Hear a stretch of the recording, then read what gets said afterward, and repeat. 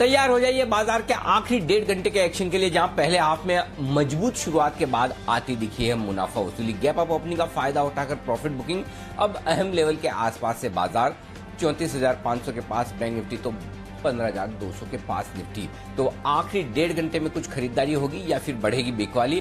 कहां होंगे हम बंद और क्या करें कल की तैयारी रहेगा, इसी पर फोकस। स्वागत है आपका फाइनल ट्रेड में। नमस्कार, मैं हूं अनिल सिंघवी और नमस्कार, मैं हूं दीपांशु भंडारी। जानेंगे अनिल जी से कि इस उतार चढ़ाव में आपको क्या रणनीति बनानी है, कौन से लेवल्स पर रखनी है नजर, और कुछ नतीजे और साथ ही खबरों वाले शेयर्स पर भी फोकस करेंगे। बताएं सर, ट्रिगर्स क्या कह रहे हैं इस समय? दीप, देखिए अब तक की जो बाजार की बड़ी बातें हैं वो साफ तौर पर दिखा रहे हैं कि आज गैप अप ओपनिंग का फायदा प्रॉफिट बुकिंग के तौर पर उठाया गया। और जो हम सुबह ये बात ही कर रहे थे कि कल जहां एक गैप डाउन ओपनिंग के आसार जो बड़े दिख रहे थे वो जायज नहीं थे, और आज बड़ी गैप अप ओपनिंग के आसार जो दिखते रहे थे वो भी शायद जायज नहीं थे। तो 15,325 की जो बड़ी रेंज है उसको बाजार पार नहीं कर पाए, और वहां से एक प्रॉफिट बुकिंग आती दिखी 100-125 पॉइंट की निफ्टी पर।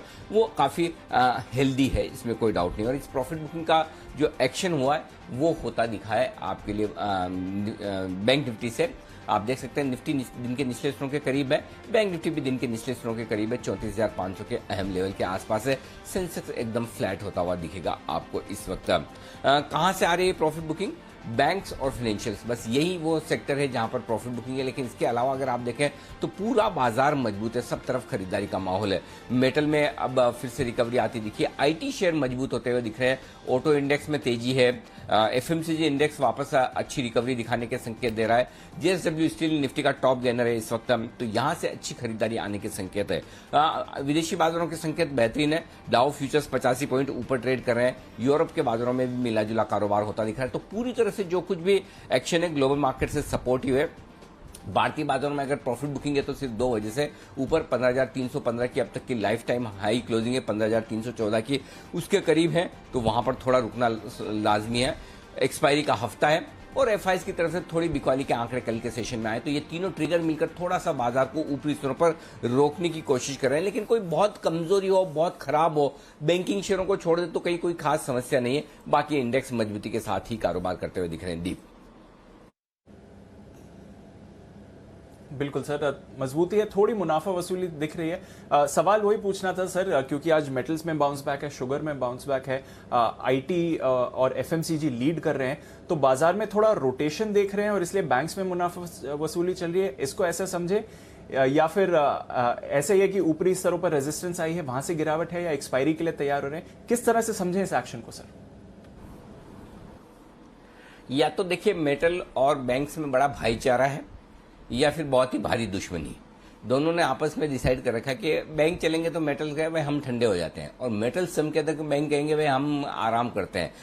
तो या आपस में सोच समझ कर ऐसा कर रहे हैं, या फिर दुश्मनी में कि भाई ये चलेंगे तो हम नहीं चलेंगे, हम चलेंगे तो ये नहीं चलेंगे, वैसा वाला मामला। आप पिछले 7-8 दिनों का ट्रेड देख लें दीप, हर रोज एक आध दिन छोड़ दें अलग बात है, अदरवाइज आपको एकदम परफेक्ट ट्रेड यही मिलेगा कि अगर जिस दिन मेटल्स मजबूत है उस दिन बैंकिंग शेयर थोड़ा पीछे रहते हैं, जिस दिन बैंक मजबूत हो जाते हैं तो मेटल शेयर थोड़ा पीछे रहते हैं। मतलब इसका यह है कि कुल मिलाकर इंडेक्स को सहारा देना है, इंडेक्स को ज्यादा गिरने नहीं देना है, बात क्लियर है। कोई न कोई इंडेक्स को बचाने के लिए आ जाएगा। 6 बैंक अगर इंडेक्स में है तो 4-5 मेटल स्टॉक्स भी इंडेक्स में है, तो इंडेक्स को सपोर्ट कहीं न कहीं से आपको मिल ही जाता है, और वो सपोर्ट आज मेटल देने का काम कर रहे हैं। और इसको एक तरह से आप ये भी कह सकते हैं कि सेक्टोरल रोटेशन है, इसको ये भी कह सकते हैं कि एक तेज दौड़ लगाने के बाद मेटल शेयरों ने सांस ली है और हल्का फुल्का करेक्शन हुआ है, कमजोर ट्रेडर्स की पोजीशन कम हुई है, 3 स्टॉक वायदा कारोबार के बैंड से बाहर निकले हैं, ग्लोबल मार्केट्स में मेटल स्टॉक्स में और मेटल की कीमतों में रिबाउंड आया है। इन सबका फायदा मेटल शेयरों को मिलता हुआ दिख रहा है। लेकिन जो आज सुबह भी हम बात कर रहे थे कि मेटल शेयरों में वो ताकत अब भी नहीं है। आप देखिए बड़े हैं लेकिन बढ़ने वाली वो ताकत नहीं। जहां खुले फर्स्ट हाफ का हाई जो बनाया है, सेकंड हाफ में वो बढ़त को बनाए रखने में मेटल शेयरों को भी मुश्किल होती हुई दिख रही है। तो ट्रेंड भले आज बचाने का है मेटल शेयरों की तरफ से, लेकिन उतनी मजबूती का ट्रेंड नहीं जो कि आप हफ्ते 10 दिन पहले देखते थे कि कभी भी किसी भी प्राइस पर आप मेटल शेयर खरीदें और वो बढ़ जाए। बैंक निफ्टी का जहां तक सवाल है और बैंकिंग शेयरों का सवाल है, नो डाउट काफी बढ़िया तेजी बनी, और उस तेजी के बाद अगर हल्की फुल्की थोड़ी बहुत बहुत प्रॉफिट बुकिंग बैंकिंग शेयरों में आती है 35,000 के इंडेक्स के पास बैंक निफ्टी पर, तो वो गलत नहीं। तो मेरे ख्याल से थोड़ा सा वेट एंड वॉच वाले मूड में बाजार है। तो और उसकी बड़ी वजह मैं जो समझता हूँ वो यही है कि कल के सेशन में ऊपरी स्तरों पर भी एफआईज की तरफ से थोड़ी बिकवाली के आंकड़े आए, तो आप रुक रुक कर चलेंगे, भागेंगे नहीं, बहुत जोर से गिरेंगे इसकी संभावनाएं भी कम है। तो मिला जुला सा कारोबार आपको देखने को मिल सकता है। जी दीप। ओके, तो ये है आपके लिए राय जहां तक बाजार का सवाल है। थोड़ा उतार चढ़ाव हो रहा है, इस बीच ढेरों नतीजे भी आपको आते हुए दिख रहे हैं। थोड़ी देर पहले एल्केम लैब्स के नतीजे आ गए थे, थोड़ा इन्होंने निराश किया है। ला ओपाला के नतीजे आते हुए दिख रहे हैं, 14 करोड़ से मुनाफा अब 20 करोड़ का आया है। आय भी 64 करोड़ से बढ़कर 80 करोड़ की आई है। हालांकि स्टॉक में थोड़ी मुनाफा वसूली दिख रही है, ऑलरेडी एक अच्छा रनअप आते हुए दिख रहा है। इन कुछ नतीजों पर हमारे एक्सपर्ट्स की राय भी लेंगे और साथ ही खबरों वाले शेयर्स और आने वाले दिनों के ट्रिगर्स पर भी फोकस कर लेते हैं। मानसी और आज देवांशी हमारे साथ तैयार हैं ये सारी डिटेल्स लेकर। मानसी, गुड आफ्टरनून, आपसे शुरुआत करते हैं। बताएं कौन से इवेंट्स पर नजर है? बिल्कुल, गुड आफ्टरनून दीपांशु। आज पीजी इलेक्ट्रोप्लास्ट पूंजी जुटाने को लेकर एक बोर्ड मीट करने जा रहे हैं। इसके अलावा कल निफ्टी स्पेस में बीपीसीएल के नंबर्स, वहीं वायदा बाजार में मनप्पुरम फाइनेंस, कमिंस और बर्जर पेंट्स के नंबर्स पर फोकस रहेगा। कल के ट्रिगर्स, बुद्ध पूर्णिमा के अवसर पर बैंक्स और करेंसी मार्केट्स जो है वो कल बंद रहेंगे। इसके अलावा महाराष्ट्र कैबिनेट की महत्वपूर्ण बैठक कल होने जा रही है। चरणों में अनलॉक और साथ ही कौन सी गाइडलाइंस निकल कर आती है उस पर फैसला होने की संभावना है। वेल्सपन इंडिया 120 रुपए प्रति शेयर पर 200 करोड़ के बायबैक की रिकॉर्ड डेट है कल। अरविंद लिमिटेड एनसीडीज के जरिए 200 करोड़ जुटाने को लेकर बोर्ड बैठक करने जा रहे हैं। वहीं कल के दिन यानी कि 26 मई के दिन सिंगापुर के बाजार बंद रहने वाले हैं। गुरुवार के दिन एक तो मई सीरीज की एक्सपायरी होने जा रही है। इस दिन निफ्टी स्पेस में आइशर मोटर्स, सन फार्मा के नंबर्स आएंगे। वायदा बाजार में page industries, Cadila health care के नंबर्स आएंगे। इसी दिन बाजार बंद होने के बाद एमएससीआई के छमाही रिव्यू का एडजस्टमेंट होने जा रहा है, तो ये भी एक इंपॉर्टेंट ट्रिगर है जिस पर नजर रहेगी। वोकांड पर फोकस रखिए। नतीजों और फंड जुटाने को लेकर कंपनी एक बोर्ड बैठक 27 मई यानी गुरुवार के दिन करने जा रही है। साथ ही यूको बैंक फंड रेजिंग पर एक बोर्ड बैठक है और अमेरिका में Q1 जीडीपी के आंकड़े 27 मई यानी गुरुवार के दिन आते हुए हम देखेंगे। ओके, तो ये है आपके लिए ट्रिगर सारे जिन पर आपको रखनी है नजर रखनी है कुछ बेहतरीन कॉल्स पर जो आने की तैयारी में। और क्लोजिंग शो का पहला बिगुल हर रोज की तरह आज फिर से वागले साहब के नाम प्रस्तुत है, वागले का wonder.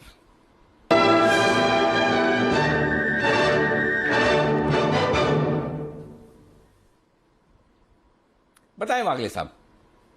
Good afternoon Anil ji, good afternoon Deepanshu. मेरे रडार पर मॉर्निंग से एशियन पेंट्स आ रहा है, लेकिन अभी इंपॉर्टेंट इसके लिए कि मार्केट हल्का सा करेक्ट हो रहा है, लेकिन ये स्टॉक 2900 के ऊपर टिका हुआ है। 2905 का अभी भाव है, मुझे लगता है यहाँ पर बाय करना चाहिए। 31 रुपए का स्टॉप लॉस होगा, 287273 का 75 के नीचे, और मेरे को लगता है 3000 के लेवल्स हमको कल तक मिलने चाहिए। अनिल जी, वैसे मेरे पास एक कैश का भी स्टॉक है, तो अगर आप इजाजत दें तो मैं वो भी बिल्कुल बताना चाहूँ। बिल्कुल सर, एशियन पेंट्स पर जी हाँ बताएं सर। जी अनिल जी, कैश वाला स्टॉक है आईडीएफसी लिमिटेड।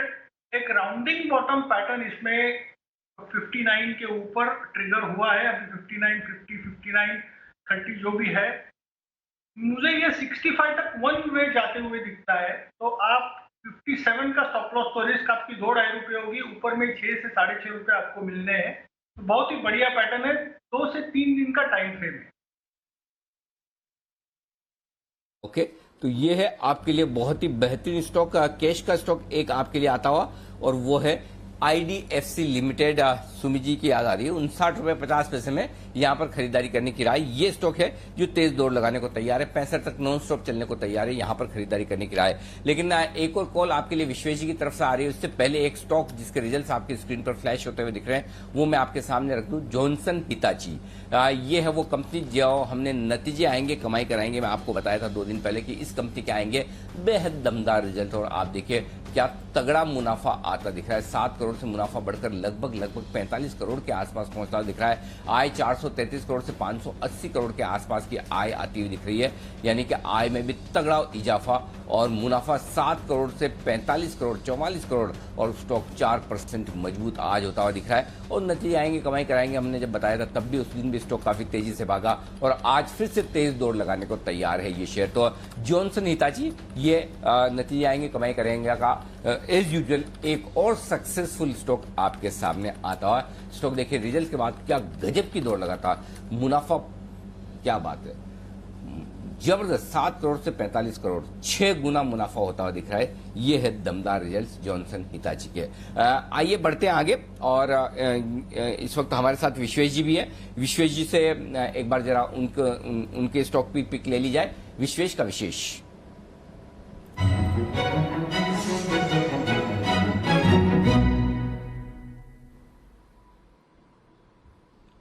बताएं विश्वेश जी। Good afternoon Anil ji, good afternoon Deepanshu. देखिए, ये जो स्टॉक मैं शेयर करने वाला हूँ, ये मोर और लेस हमारे 10 की कमाई की आइडिया जैसा है। काफी अच्छी कंपनी है, फंडामेंटली स्ट्रॉन्ग, और आज टेक्निकली बहुत ही सुपर ब्रेकआउट आ रहा है। स्टॉक का नाम है फिनोलेक्स केबल्स, करीबन 437 के आसपास चल रहा है, अभी ऑलमोस्ट 8-9% ऊपर है। मुझे ऐसा लग रहा है कि बहुत ही लार्ज मैग्नीट्यूड का एक बहुत बुलिश पैटर्न कहते हैं जिसको इन्वर्टेड हेड एंड शोल्डर, उसका ब्रेकआउट हुआ है, जिसमें राइट शोल्डर पे बहुत ही ब्यूटीफुल ट्राइंगल है। मुझे ऐसा लग रहा है जिस हिसाब से ये ब्रेकआउट है, stock is heading for 550 level, तो यहाँ पे खरीदारी कर। स्टॉप लॉस मैं रिकमेंड करूंगा आपको बहुत ही छोटा 419, उसके सामने 500 और 550 के टारगेट। आज के दिन की सर्किट 478 के आसपास है। देखिए अनिल जी, मैंने एक बार एक स्टॉक दिया था किया इंडस्ट्री 320 लेवल पे, वो वहां से डबल हो चुका है। कंपेरेटिवली पॉलीकैप को अगर देखेंगे वो भी बहुत अच्छा कर रहा है। तो उन कंपेयर में फिनोलेक्स केबल जो 50% मुझे यहाँ से अपसाइड लग रहा है, अगर आप उसको FY22 के अर्निंग्स पे देखेंगे तो जस्ट खाली 6 के मल्टीपल पे ट्रेड कर रहा है। तो मुझे लगता है कि सिमिलर स्पेस की company trading at a much richer valuation, it's a very very good buy, technically very beautiful pattern. मुझे लगता है on all parameter this is a thumbs up stock. So इसको बाय करें 1 से 2 महीने के व्यू के लिए। नीचे आता है तो मुझे लगता है और अक्यूमुलेट करना चाहिए, इवेंचुअली 550 प्लस के टारगेट देखने मिलेंगे।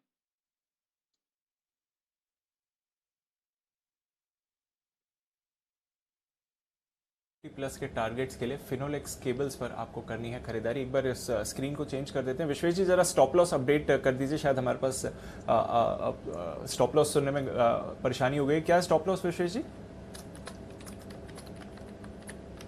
देखिए अनिल जी, अभी 442 के आसपास चल रहा है, और आज के दिन का जो मिडिल रेंज है 418-19 के आसपास है। तो मुझे लगता है 419 का स्टॉप लॉस रखिए, क्लोजिंग बेसिस पे स्टॉप लॉस रखिए, क्योंकि मुझे ऐसा लग रहा है एक पुल बैक आएगा। अगर वो पुल बैक में 430-420 की रेंज में मिलता है तो डरे बिना और अक्यूमुलेट करना चाहिए। जिस मैग्नीट्यूड का ब्रेकआउट है 44 लाख शेयर के साथ में, मुझे लगता है स्टॉक की हेडिंग मच हायर।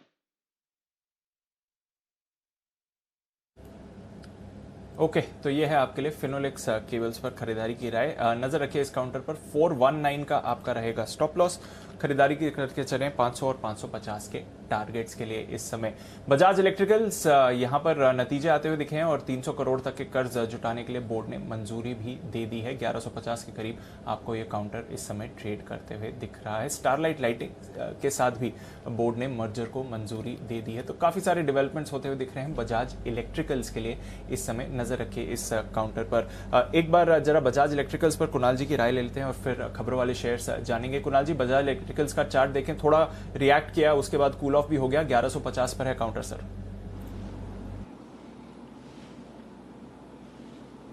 देखिए, सबसे पहले तो दीपांशु थोड़ा सा इलिक्विड काउंटर है, तो ये ट्रेडिंग के लिए उतना उपयुक्त नहीं है, लेकिन जिनके पास पोजिशनल यहाँ पर निवेश है मुझे लगता है कि वेट करना चाहिए। एक स्टॉप लॉस रख लें 1120 रुपए का, 1120 का। 1120 के नीचे जाएगा तो एक शॉर्ट टर्म जो अप ट्रेंड चल रहा था वो एक बार के लिए रुक जाएगा। तो 1120 के नीचे स्टॉप लॉस रख लें, होल्ड करें। मुझे लगता है कि स्टॉक में वापस से आपको अगर इसको थोड़ा टाइम दें, ये 1200-1220 के लेवल्स दिखाएगा, तो मेरी राय में बने रहना चाहिए। नई खरीदारी की राय नहीं है, लेकिन जिनके पास है 1120 का स्टॉप लॉस रख लें। ओके, तो ये है आपके लिए बजाज इलेक्ट्रिकल्स। नजर रखिए इस पर।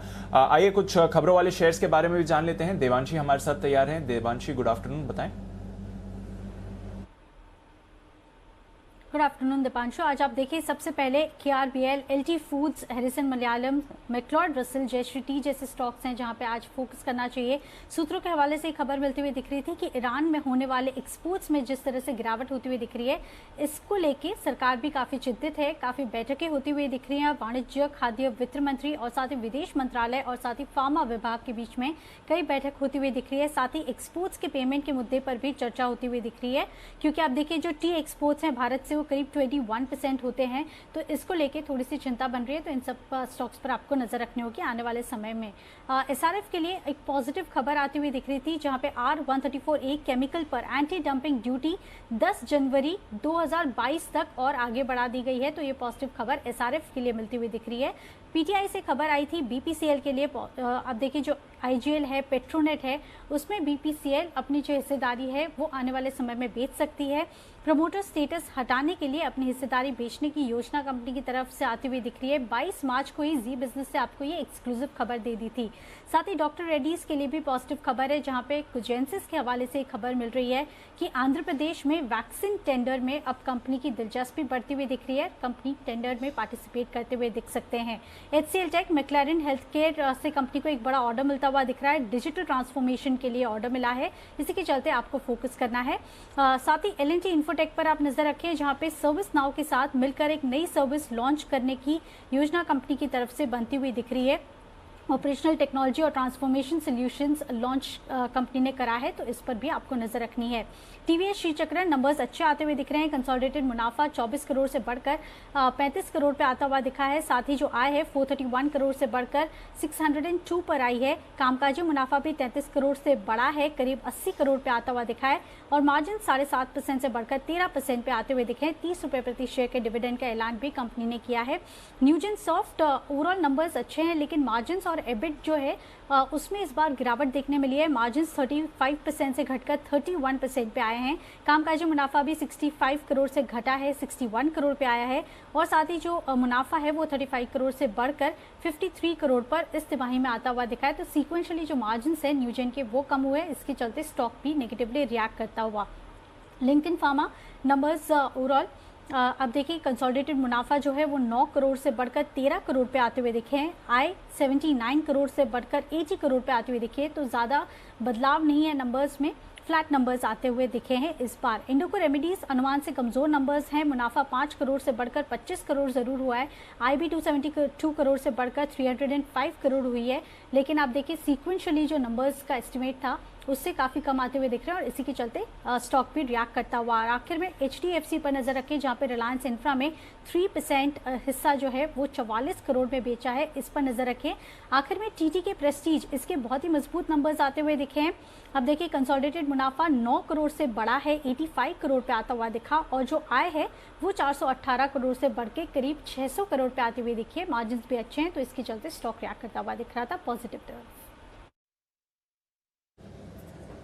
बिल्कुल, तो आज वायदा कारोबार की है एक अर्निंग, बट ढेरों कैश स्टॉक्स के नतीजे आपको आते हुए दिख रहे हैं और काफी सारे स्टॉक्स नतीजों पर रिएक्ट भी कर रहे हैं। चलिए, ये तो रहे कुछ खबरों वाले शेयर्स पर। आइए कुछ और ट्रेडिंग कॉल्स लेते हैं। चलते हैं राकेश जी, कुणाल जी के पास बिगुल चार्ट कॉर्नर का।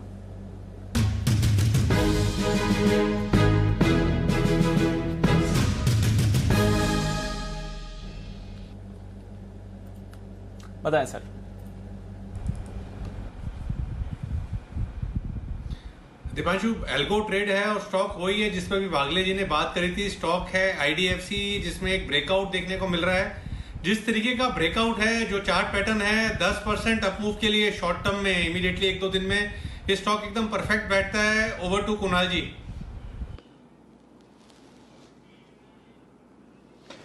देखिए दीपांशु, एक पैटर्न बना है जिसको कप विद हैंडल पैटर्न कहते हैं। ब्रेकआउट आता हुआ दिखाई दे रहा है, जबरदस्त चार्ट स्ट्रक्चर है। और ऐसे बाजार में जहां हम देख रहे हैं कि बाकी फाइनेंशियल स्टॉक्स कमजोर हैं, IDFC में ब्रेकआउट आता हुआ दिख रहा है, तो ये आउट परफॉर्मेंस दिखा रहा है। बाय करके चले। यहां पर एक स्टॉप लॉस रखना है 57 रुपए 75 पैसे पर, 57.75 पर स्टॉप लॉस रखकर बाय करें। पहला टारगेट स्टॉक के लिए 63 रुपए 50 पैसे, 63 हाफ। दूसरा टारगेट 65 रुपए, तो 65 रुपए के इवेंचुअल टारगेट के लिए IDFC में खरीदारी कराएं। ओके, तो आईडीएफसी में करनी है आपको खरीदारी, ये राय बनती हुई दिख रही है इस समय राकेश जी, कुणाल जी की तरफ से। थोड़ा बाजार में उतार चढ़ाव दिख रहा है, निचले स्तरों से हल्की सी रिकवरी हुई है जहां तक इंडेक्स का सवाल है। बैंक निफ्टी करीब 150 अंक सुधरा है निचले स्तरों से, पर 500 अंक नीचे है और निफ्टी फिलहाल एकदम सपाट ट्रेड करते हुए दिख रहा है। तो थोड़ा वॉलेटाइल बाजार का एक्शन आपको इस समय बनते हुए दिखेगा। बैंक्स, क्योंकि यहीं पर सबसे ज्यादा फोकस है इस समय, एक बार देवांशी के पास वापस चलते हैं और जान लेते हैं क्या चल रहा है बैंक्स में और स्पेशली पीएसयू बैंक्स पे नजर रखना क्यों जरूरी है। देवांशी बताएं। बिल्कुल, आप देखिए पीएसयू बैंक्स में हमने अब तक देखा है कि बड़ी मूवमेंट आती हुई दिख रही है। सरकारी बैंक्स में बजट से लेके अब तक अगर आप देखते हैं तो करीब 35% तक के गेन्स हमने ऑलरेडी देख लिए हैं। YTD यानी कि जनवरी से लेके अब तक में भी अगर आप देखते हैं तो करीब 40% तक की तेजी अच्छी खासी होती हुई दिख रही है। लेकिन ओवरऑल जिस तरह से हम देख रहे हैं कि जो तेजी के ट्रिगर्स बनते हुए दिख रहे हैं, सबसे पहले तो चौथे तिमाही के जो नतीजे आते हुए दिखे थे, काफ़ी शानदार नतीजे सारी बैंक्स के आते हुए दिखे थे। जो मुनाफा है उसमें एक बड़ा जंप आया था। कई ऐसी सरकारी बैंक्स हैं जो घाटे से मुनाफे में आती हुई दिख रही थी, लेकिन वो केवल इसलिए क्योंकि एक लो बेस था बैंक्स का, और इसके चलते भी एक बड़ा सा जंप हमने इस बार देखा है। इसके साथ ही जो मर्जर की प्रक्रिया चल रही है, इसके चलते भी हम देख रहे हैं कि कैपिटल का कई बैंक्स को फायदा मिलता हुआ दिखा था। प्रोविजंस इस बार काफ़ी कम हुए हैं, जिसके चलते इनके जो मुनाफे हैं इनको सहारा मिलता हुआ दिख रहा था। और बजट में जो हमने देखा बैड बैंक्स की योजना बनती हुई दिख रही थी, इसके चलते एक बड़ा सा मूव हमने बजट के बाद ये सारी बैंक्स में देखा है। निजीकरण, मर्जर्स, इन सब की बातचीत होती हुई दिख रही है। तो बहुत सारे ट्रिगर्स ऐसे थे जिसके चलते पीएसयू बैंक्स में लगातार काफ़ी अच्छे गेन्स होते हुए दिख रहे हैं। अगर आप पिछले एक महीने में देखें तो सारी की सारी बैंक्स में करीब 20% से लेके 40% तक के गेन्स हमने ऑलरेडी देख लिए हैं। लेकिन अब थोड़ा सा कॉशियस व्यू बनता हुआ दिख रहा है। कई ऐसे एनालिस्ट हैं और रिपोर्ट्स हैं वो सजेस्ट कर रहे हैं कि आने वाले समय के लिए आपको थोड़ा सतर्क रहना चाहिए, क्योंकि आप देखिए कोरोना की जो दूसरी लहर है इसके चलते असेट क्वालिटी पर दबाव जारी रहने का अनुमान लगाया जा रहा है। साथ ही सप्लाई से ज़्यादा अब मांग में चिंता बढ़ती हुई दिख रही है और लगातार हम देख रहे हैं कि जो पीएसयू बैंक है वहाँ पे लोन ग्रोथ में कमी आती हुई दिख रही है। तो इसके चलते थोड़ी सी चिंता आने वाले समय के लिए बढ़ रही है। ऐसे में अकाउंट्स जो होते हैं जो आने वाले समय में एनपीए बन सकते हैं, ये जो अकाउंट्स होते हैं वो धीरे धीरे बढ़ते हुए दिख रहे थे। इस बार भी हमने देखा है एसबीआई, पीएनबी, इसमें काफ़ी अच्छी बढ़त होती हुई दिखी थी। तो इसके चलते अब चिंता थोड़ी सी ज़्यादा बढ़ती हुई दिख रही है एसेट क्वालिटी को लेके। साथ ही राइट ऑफ्स इस बार काफ़ी ज़्यादा थे। प्रोविजंस कम होने के चलते आपको इस बार मुनाफा आता हुआ दिख रहा था। जो इंटरनल्स थे वो बहुत ज़्यादा स्ट्रॉन्ग नहीं थे सारी बैंक्स को लेके। अगर आप FY21 पूरे साल की बात करें तो जो स्लिपेजेस थे वो करीब लोन बुक के 2.1% थे। ये मैं कंसोलिडेटेड सारी बैंक्स की बात कर रही हूँ। और साथ ही आप देखिए जो कॉर्पोरेट लोन बुक है उसमें भी अब तक रिकवरी आती हुई नहीं दिख रही है। सारी बैंक के मैनेजमेंट का ये कहना है कि रिटेल बुक में अच्छी खासी बढ़त हुई है, लेकिन वहाँ पे एसेट क्वालिटी की चिंता है। कॉर्पोरेट लोन बुक में रिकवरी थोड़े समय के बाद आती हुई दिखेगी। बैड बैंक को लेके भी अभी भी काफ़ी अनिश्चितता बनती हुई दिख रही है। कितना ज़्यादा फंड्स आते हुए दिखेंगे इस पर अनिश्चितता है। तो बहुत ज़्यादा रोजी पिक्चर नहीं आ रहा है। एक कॉशियस व्यू अब एनालिस्ट की तरफ से आता हुआ दिख रहा है। वैल्यूएशंस जिस तरह से थे पहले, लेकिन अब वैल्यूएशंस हल्के से महंगे होते हुए दिख रहे हैं, ये एनालिस्ट का भी मानना है। ओके, तो थोड़े वैल्यूएशंस महंगे होते हुए दिख रहे हैं और थोड़ी एसेट क्वालिटी को लेकर चिंता बन सकती है। तो नज़र रखिए बैंक्स पर इन पर्टिकुलर, यहाँ पर आपको आने वाले समय में कुछ गिरावट आती हुई दिख सकती है। वैसे तो देवांशी पीएसयू बैंक्स की बात कर रहे हैं और वहाँ पर भी आज हम देख रहे हैं थोड़ी मुनाफा वसूली है। बट HDFC बैंक, वागले साहब क्या चल रहा है HDFC बैंक में? अच्छा मोमेंटम आया था, अच्छी मूव भी आई, बट आज जो गिरावट है, सबसे बड़ा जो प्रेशर आ रहा है निफ्टी बैंक और स्पेशली निफ्टी में HDFC बैंक से आ रहा है। क्या चल रहा है सर इस चार्ट में? दीपांशु, ऊपर के लेवल में ये अटका है। मुझे अभी भी लगता है कि पोजिशनली इसका पैटर्न अभी भी इंटैक्ट है। 1470, 1472 के करंट भाव से बिल्कुल एक 7-8-10 रुपए ये नीचे जा सकता है। 1460, 63 का इसका अगला सपोर्ट है। तो मुझे नहीं लगता यहाँ पर बेचना चाहिए। मतलब इनफैक्ट आप नीचे में मैं लेने की सलाह दूंगा 1440 के स्टॉप लॉस से। मेरा 1530-40 का टारगेट अभी भी इंटैक्ट है पोजीशन। चलिए, तो आज गिरावट आई है। अगर आप मौका ढूंढ रहे हैं तो मौका मिल सकता है। डिप पर वागले साहब 1500 के ऊपर का स्टॉक को वापस जाते हुए देखते हैं। चोपड़ा साहब भी हमारे साथ जुड़ रहे हैं। गुड आफ्टरनून चोपड़ा साहब। अमर राजा से शुरुआत करते हैं। आज जो 10% की स्टेक सेल हुई है, डेफिनेटली उसकी वजह से हम देख रहे हैं कि स्टॉक पर प्रेशर बना हुआ है। तो ये जो डिप हुआ है, ये खरीदारी का मौका लिखता है सर। इन लेवल्स पर अमर राजा पर क्या राय देंगे? आगे जाकर किस तरह का एक्शन देखते हैं कंपनी के लिए?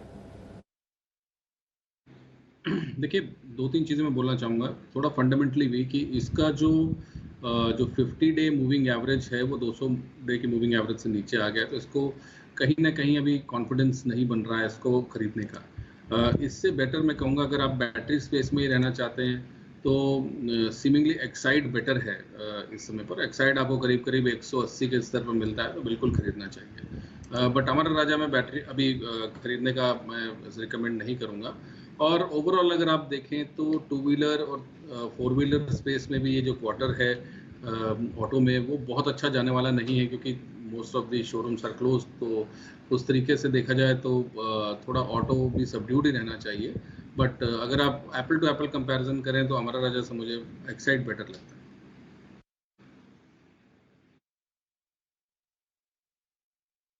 एक बेहतर विकल्प है, वहां पर जाना चाहेंगे। अमर राजा पर फिलहाल अवॉइड की सलाह है, और थोड़ी परफॉर्मेंस रिलेटेड इश्यूज भी आ सकते हैं पिछले 2 महीने के लॉकडाउन की वजह से। एक बार जरा चार्ट पर भी राय ले लेते हैं सुमित जी की तरफ से। सुमित जी, सुबह 746 के करीब वो बड़ी ब्लॉक डील हुई, वहां से फिर अभी स्टॉक में और प्रेशर आ रहा है। कहां पर सपोर्ट देखते हैं सर? थोड़ी और गिर सकता है अमर राजा?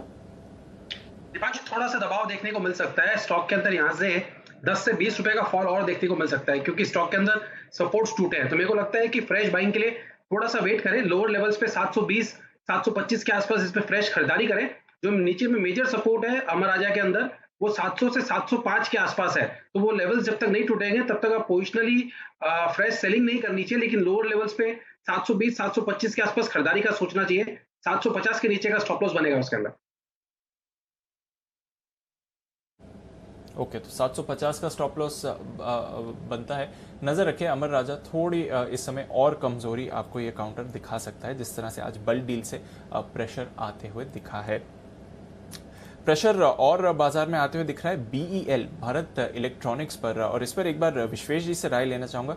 विश्वेश जी, कोई राय? BEL पर आज काफी तेजी से गिरा है ये काउंटर और 150 पर सपोर्ट ले रहा है, पर डेज लो पर है इस समय। क्या चल रहा है BEL के चार्ट में?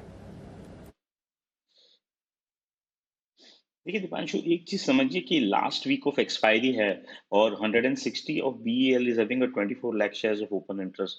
मुझे ऐसा लग रहा है कि in a very shorter term stock is likely to find a range between 145 and 155। 145 इसलिए क्योंकि उसके पुट में अभी भी 8 लाख शेयर का ओपन इंटरेस्ट है। While setup on a medium term मुझे लग रहा है ठीक है, लेकिन ओवर स्ट्रेच मूव है दीपांशु। अगर आप ये महीने की भी बात करते हैं तो मुझे लगता है 120 से 160 40 रुपीज का मूव आया है। तो टूवर्ड्स एक्सपायरी मुझे नहीं लगता अगले 3 दिन में ये 160 के ऊपर जाएगा। एट द सेम टाइम मुझे ऐसा लगता है शायद 145 भी ना टूटे।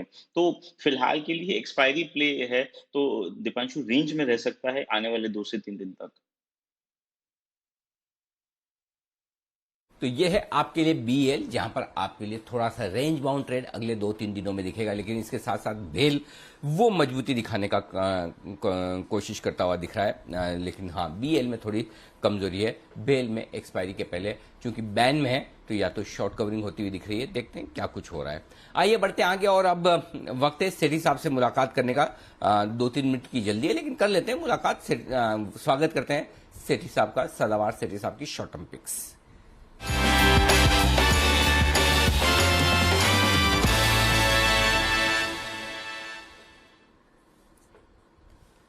नमस्कार सेठी साहब, स्वागत है आपका। बताएं सर, आज क्या इरादा है, किस तरह की कंपोजिशन है, कैश, फ्यूचर्स?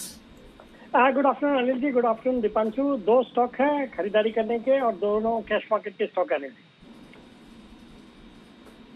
बिल्कुल, दोनों कैश मार्केट के स्टॉक शुरुआत करें, और साथ ही कोई अपडेट भी आप देना चाहें तो वो भी जरूर बताएं सर।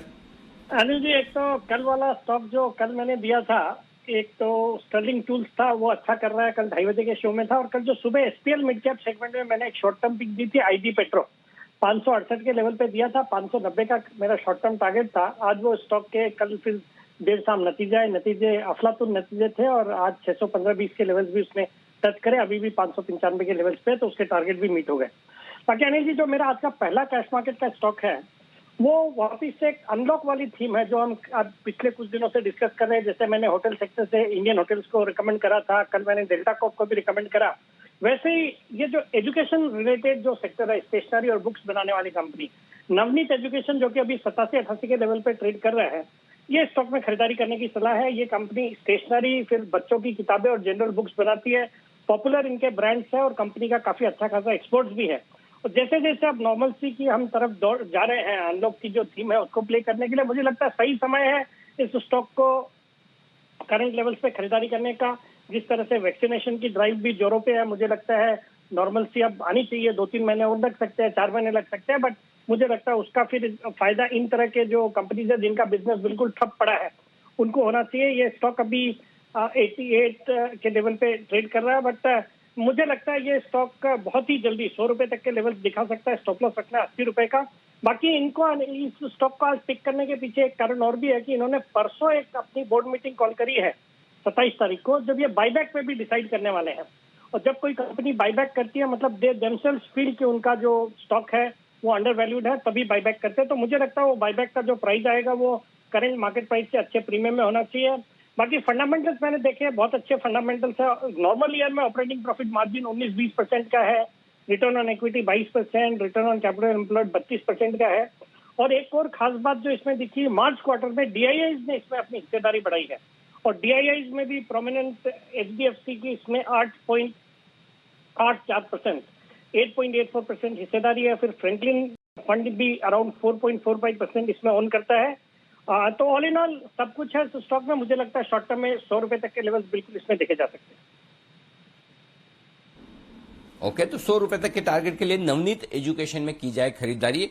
और यहां पर खबर भी है जो बायबैक को लेकर जो बोर्ड बैठक होने वाली 27 मई यानी आज 25 परसों नतीजों के साथ बायबैक पर भी विचार होगा। तो ये एक एडिशनल ट्रिगर है इस स्टॉक के लिए तेजी करने के लिए। आज से दूसरा स्टॉक बताएं सेठी साहब।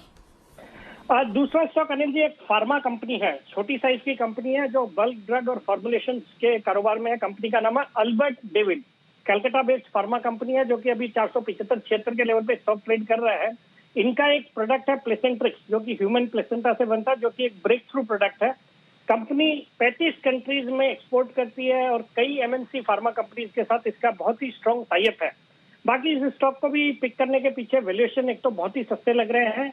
कंपनी का मार्केट कैप है सिर्फ 265 करोड़ रुपया, जबकि FY20 के सेल्स है 320 करोड़ रुपया। तो मतलब ये आप अगर इनका market cap even 1 time sales भी नहीं है।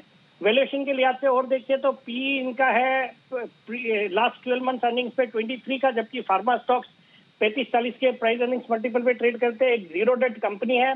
प्रोमोटर्स की अच्छी खासी 61% की हिस्सेदारी है और जीआईसी भी अराउंड 4% हिस्सेदारी इसमें ओन करती है। तो इस स्टॉक को खरीदने की सलाह है। शॉर्ट टर्म टारगेट है 495 का, stop loss 455।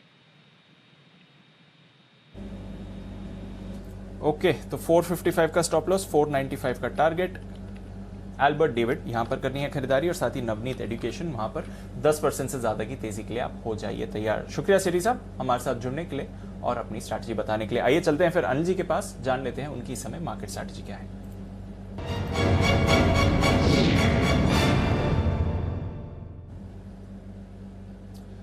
Sir global cues तो बिल्कुल ठीक ठाक दिख रहे हैं। सुबह से ही डाउ फ्यूचर्स एक्शन में है। फिलहाल भी अगर आप देखें तो लगभग 90 पॉइंट्स की तेजी आपको डाउ फ्यूचर्स में दिखेगी। नैस्डैक फ्यूचर्स 0.5% ऊपर है। यूरोप में पॉजिटिव एक्शन हो रहा है। कल जर्मनी के बाजार बंद थे इसलिए आज एडजस्ट हो रहे हैं। वहां पर आप देखें तो 0.5% की तेजी है। बाकी भी यूरोप में ठीक ठाक कारोबार है और एशिया तो काफी मजबूत था। चीन 2.5% ऊपर था, हांगकांग 2.25% ऊपर बंद हुआ। तो हमारे बाजार इतनी नहीं बट थोड़ी कमजोरी क्यों दिखा रहे हैं सर?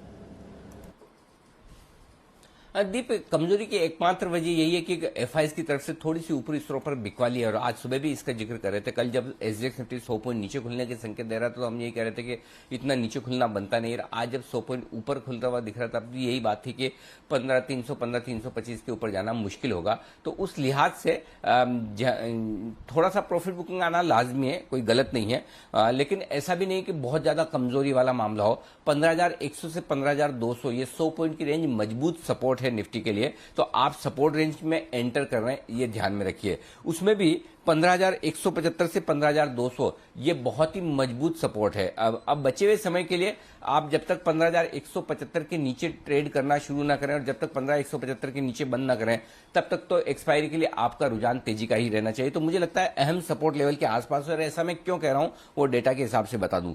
15,200 के पुट ऑप्शन पर 38 लाख शेयर हैं और उसमें से 17 लाख शेयर दीप आज ही जुड़े हैं, और 15,200 के कॉल ऑप्शन में भी 37 लाख शेयर है, उसमें से 8 लाख शेयर आज ही जुड़े हैं। तो यानी 15,200 वो लेवल है जहां पर पुट और कॉल में बराबर पोजीशन बनी हुई है। तो ये वो लेवल है जहां पर दोनों ही तरह के ट्रेडर्स 15,200 पर आने के बाद एक तो कश्मकश करेंगे, ताकत आजमाइश, और दूसरा ये कि अपनी पोजीशन कम करने की कोशिश करेंगे। इसलिए मुझे लगता है कि ग्लोबल संकेतों को देखते हुए और हमारे बाजारों के मोमेंटम को देखते हुए 15,200 के नीचे की संभावना कम लगती है। मैं इनकार तो नहीं कर सकता कि जा नहीं सकते, लेकिन संभावना कम लगती है कि हम 15,175 15,200 को तोड़ेंगे। तो अब अगर 3 बजे के पहले पहले आप 15,175 के नीचे ट्रेड करना शुरू करें तो ही रिस्क है, और तब आपका टारगेट होगा नीचे की तरफ 15,140 और 15,110, और वहां पर आए इस रेंज में 15,110 15,140 की रेंज में तो दम लगाकर आप शॉर्ट भी काटिए और फ्रेश खरीदारी भी कीजिए। वो बहुत ही स्ट्रॉन्ग सपोर्ट जो है अगर टूटा तो फर्स्ट ऑफ ऑल तो 15,175 15,200 भी नहीं टूटना चाहिए डेटा के लिहाज से,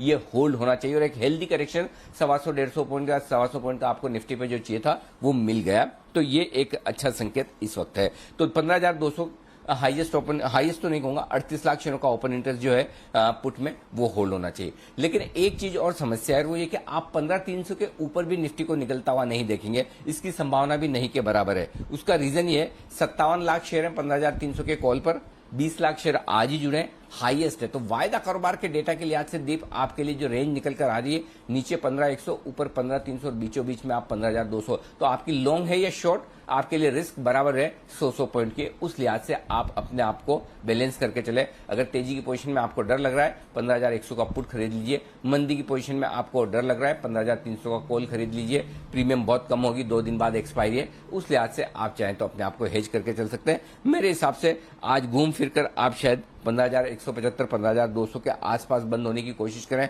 और इससे ऊपर की कोई भी क्लोजिंग मिले वेल एंड गुड, बहुत बढ़िया, कोई दिक्कत नहीं। अगर आप क्लोजिंग बेसिस पे 15,175 होल्ड कर रहे हैं तब भी चिंता की बात नहीं। अब आइए बैंक निफ्टी।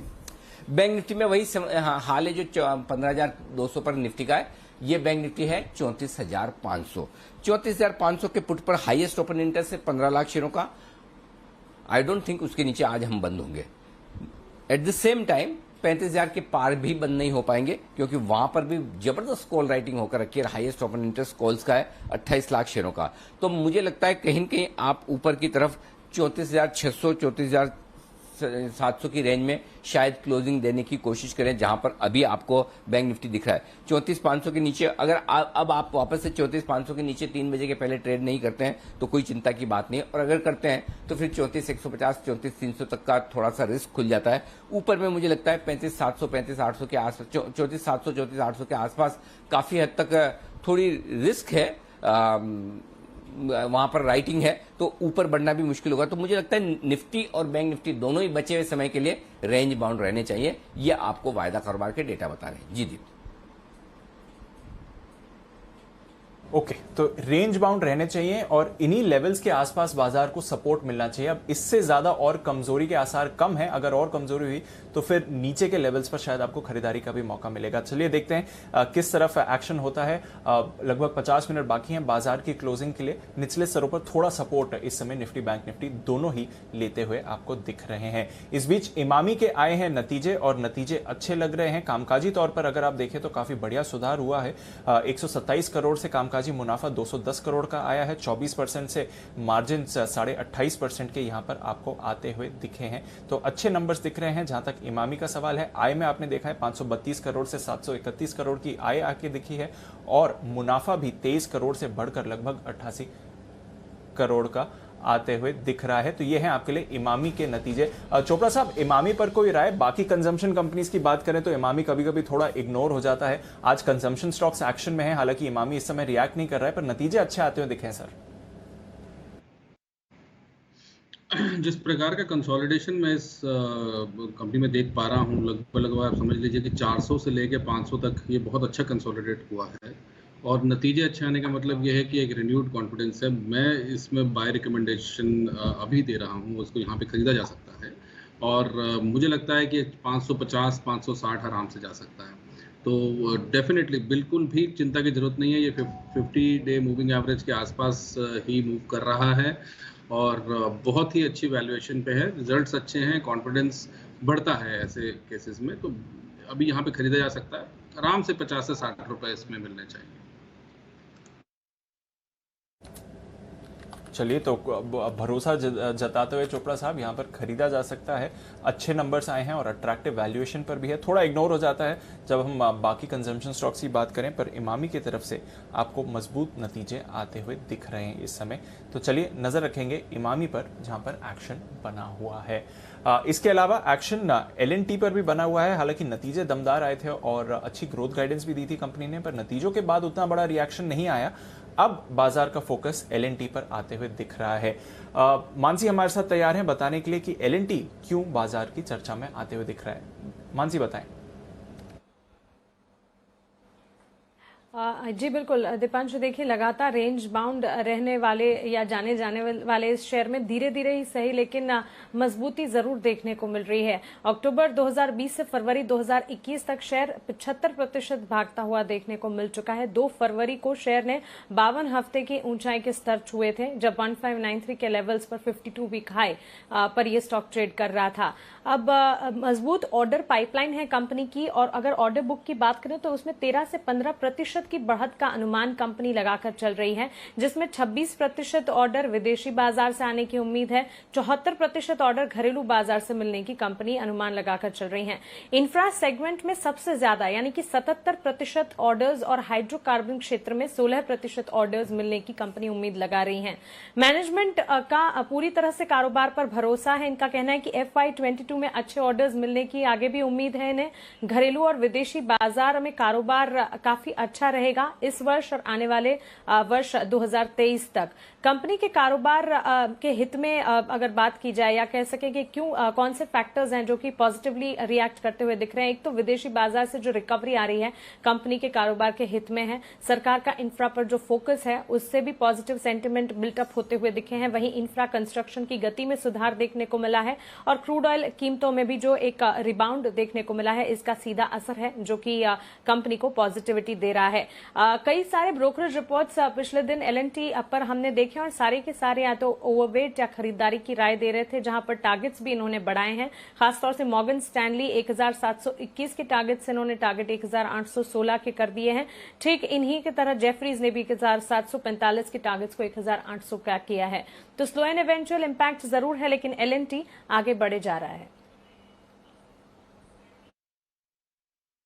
बिल्कुल, तो LNT पर आप रखिए नजर। जिस तरह से कंपनी ने आउटलुक दिया है और कह भी रहे थे कि अगर कोरोना प्रभाव ठीक ठाक हो जाए तो फिर आगे ग्रोथ अच्छी आती हुई दिख सकती है in terms of overall performance. Chopra साहब से LNT पर भी राय लेंगे, पर उससे पहले सुमित जी अपनी एक कॉल देने के लिए तैयार हैं। तो पहले चलते हैं सुमित जी के पास। बिगुल सुमित का सुपरहिट।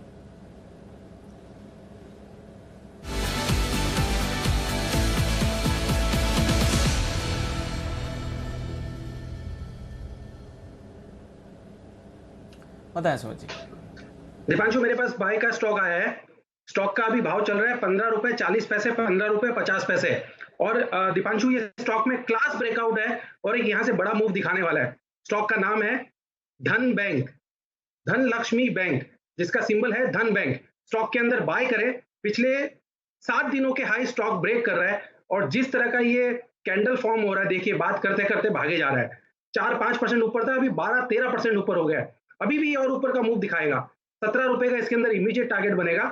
17 के ऊपर अगर क्लोजिंग देखने को मिलती है तो 18 से 19 तक का मूव देखने को मिलेगा। स्टॉक के अंदर मोमेंटम बिल्डअप हुआ है। स्टॉक के अंदर स्टॉप लॉस आप मेंटेन करें 14 रुपए 50 पैसे का। 17 रुपए से लेके 19 रुपए तक के लेवल धनलक्ष्मी बैंक में देखने को मिल सकता है। ये है आपके लिए धनलक्ष्मी बैंक। 17 और 19 रुपए तक के टारगेट के लिए करें खरीदारी। या बैंकिंग स्टॉक्स में छोटे छोटे बैंकों में जो एक्शन अब बढ़ता हुआ दिख रहा है उस पर फोकस है सुमित जी की तरफ से। 14 रुपए 50 पैसे पर लगाना है आपको स्टॉप लॉस भी। आइए बढ़ते हैं आगे। मनापुरम जनरल फाइनेंस, ये है वो कंपनी जो देने वाली है अपने नतीजे कल 3 कंपनियों के नतीजे, मनापुरम, क्यूमिंस और बर्जर पेंट्स। तो आइए मनापुरम का अनुमान समझ ले। देवांशी हमारे साथ तैयार है पूरे डिटेल्स के साथ। देवांशी बताइए। मनप्पुरम फाइनेंस के नंबर्स इस तिमाही में अच्छे रह सकते हैं क्योंकि मेनली आप देखिए जितनी भी एनबीएफसीज और बैंक्स थी उनकी जो प्रोविजंस हैं वो इस बार कम होते हुए दिखे हैं और इसके चलते आप देखिए इनके मुनाफे को काफ़ी सहारा मिलता हुआ दिखेगा।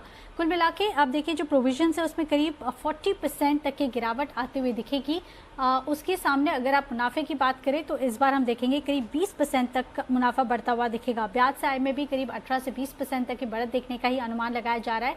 इस बार जो इनके AUMs हैं इसमें भी अच्छी बढ़त होती हुई दिखी और वहां से भी काफ़ी अच्छा सहारा मिलता हुआ दिख रहा है।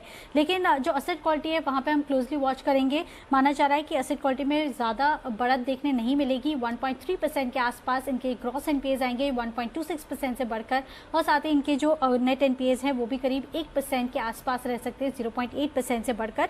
AUM 9 से 10% बढ़ने का अनुमान लगाया जा रहा है। लेकिन सबसे अहम होगा देखना कि इनके जो गोल्ड लोन है वहां पे असेट क्वालिटी किस तरह से है और वहां पे लोन ग्रोथ कितनी आती हुई दिख रही है इस पर नजर आएगी। लेकिन इन ऑल जो नंबर्स आएंगे वो काफी अच्छे इस बार आ सकते हैं। ये है मनापुरम जनरल फाइनेंस पर व्यू। आइए एक बार जरा इसके चार्ट्स पर भी राय ले लें। वागले साहब जरा देखिए इसके चार्ट्स और दीजिए अपनी ओपिनियन।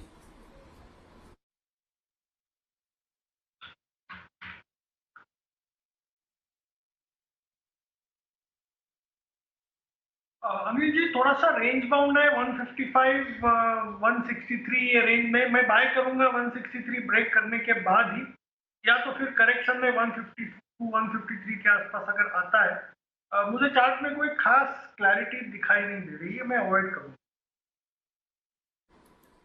ओके, अवॉइड करें, कोई दिक्कत नहीं। रिजल्ट के वक्त जब तक बिल्कुल क्लैरिटी ना हो तब तक करना ठीक भी नहीं है, ये बात भी आपकी एकदम सही है। आइए इन्हीं शेयरों पर एक बार राय ली जाए।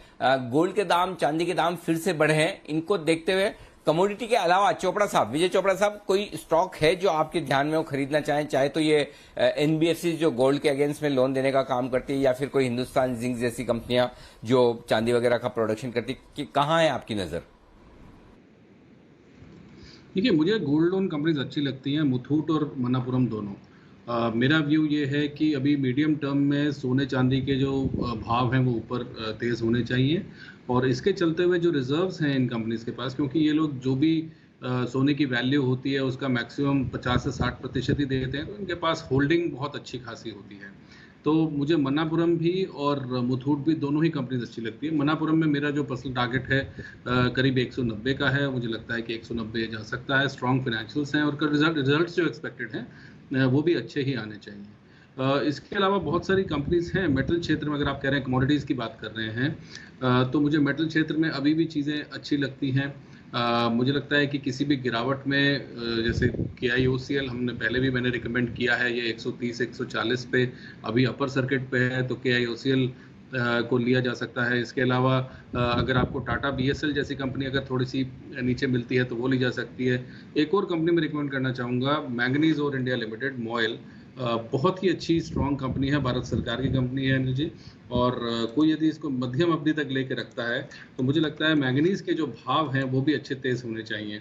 तो ये दोबारा से आपको 200 के लगभग दिखेगा, अभी 170 की रेंज में अवेलेबल है, तो ये यहाँ पे खरीदारी करी जा सकती है। तो मॉयल भी मुझे बहुत अच्छा लगता है। तो कमोडिटी स्पेस में काफ़ी सारी अपॉर्चुनिटीज़ है। मैंने पहले भी बोला हाइपर इन्फ्लेशन की एक्सपेक्टेशन मुझे काफ़ी समय से है, मैंने आपके चैनल पे भी कई बार बोला है। मुझे लगता है कि खाद्य पदार्थों से लेके मेटल से लेके काफ़ी चीज़ों में जो हम ऑलरेडी तेज़ी देख चुके हैं, तो काफ़ी आने वाले 6 महीनों में एग्री कमोडिटीज़ के आसपास भी तेज़ी होगी, तो वहाँ पर भी ध्यान दिया जाए और संभवतः ये जो कमोडिटी की तेज़ी है वो 6 महीने से साल भर तक रहनी चाहिए। और ग्लोबली भी अगर आप देखें, टर्की की आप इन्फ्लेशन देखें या इवन यूएस में भी इन्फ्लेशन काफ़ी बढ़ के आई थी, तो ऐसी कंट्रीज में जहाँ पे इन्फ्लेशन लगभग फ्लैट रहती थी वहाँ पे भी इन्फ्लेशन देखने को मिल रहा है। तो इन्फ्लेशन थोड़ा परेशान करने वाला है और सेंट्रल बैंक्स के लिए निश्चित रूप से बहुत दिक्कत देता है, क्योंकि कहीं ना कहीं वो इंटरेस्ट रेट्स हार्डन करने की बात करते हैं और वहाँ वो बाज़ारों को अच्छा नहीं लगता।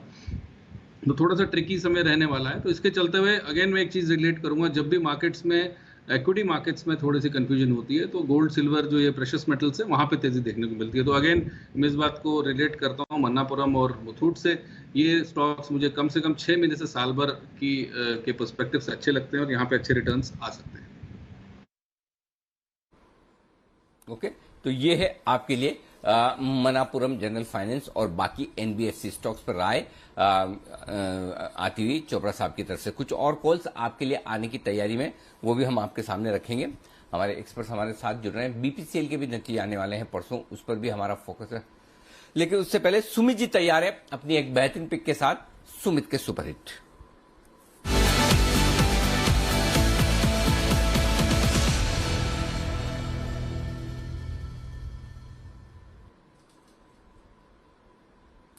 ओके सुमित जी, धनलक्ष्मी बैंक तो तेज दौड़ लगाता दिख रहा है, 15-16% का बड़ा उछाल आ चुका है। कैश मार्केट के स्टॉक्स आप ही का इंतजार कर रहे थे, आपके आने के बाद फुल फॉर्म में आते हुए दिख रहे हैं। बताएं सर, अब कौन सा स्टॉक है आपके रडार पर? बिल्कुल अनिल जी, 18% ऊपर है, 17.25 का डे हाई है और अभी डे हाई पे ट्रेड कर रहा है, सर्किट के पास है अनिल जी। एकदम लकीली सही टाइम पे मिल गया और स्टॉक भाग रहा है, तो ये सर्किट के पास है।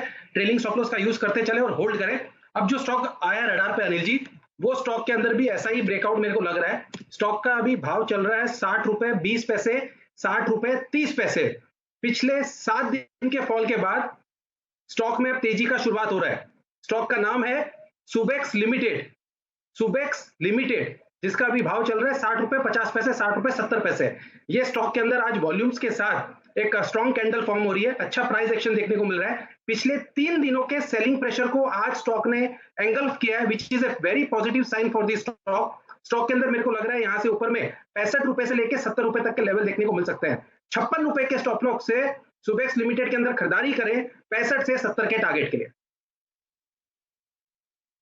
ओके, तो यह है एक और कैश का स्टॉक जहां पर खरीदारी करने की राय आ रही है इस वक्त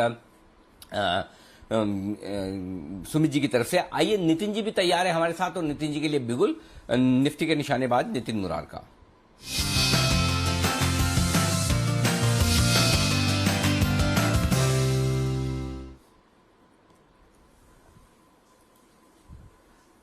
बताएं नितिन जी। अनिल जी, बैंक निफ्टी में हम एक बियर पुट स्प्रेड ले रहे हैं 200 पॉइंट की गैप में, और 34,700 की पुट ऑप्शन खरीदनी है, और उसके अगेंस्ट में 34,500 की पुट ऑप्शन बेचनी है। केवल 200 रुपए के गैप में कर रहे हैं। ये 85 के डिफरेंस में बन रही है अभी, यानी मैक्सिमम रिस्क आपका 85 रुपीज का ही है, बट स्टॉप लॉस मुझे 50 रुपए का रखना है, यानी कि केवल 30 रुपए का रिस्क ले रहे हैं। 30 रुपीज इंटू लॉट साइज का आपको रिस्क रखना है।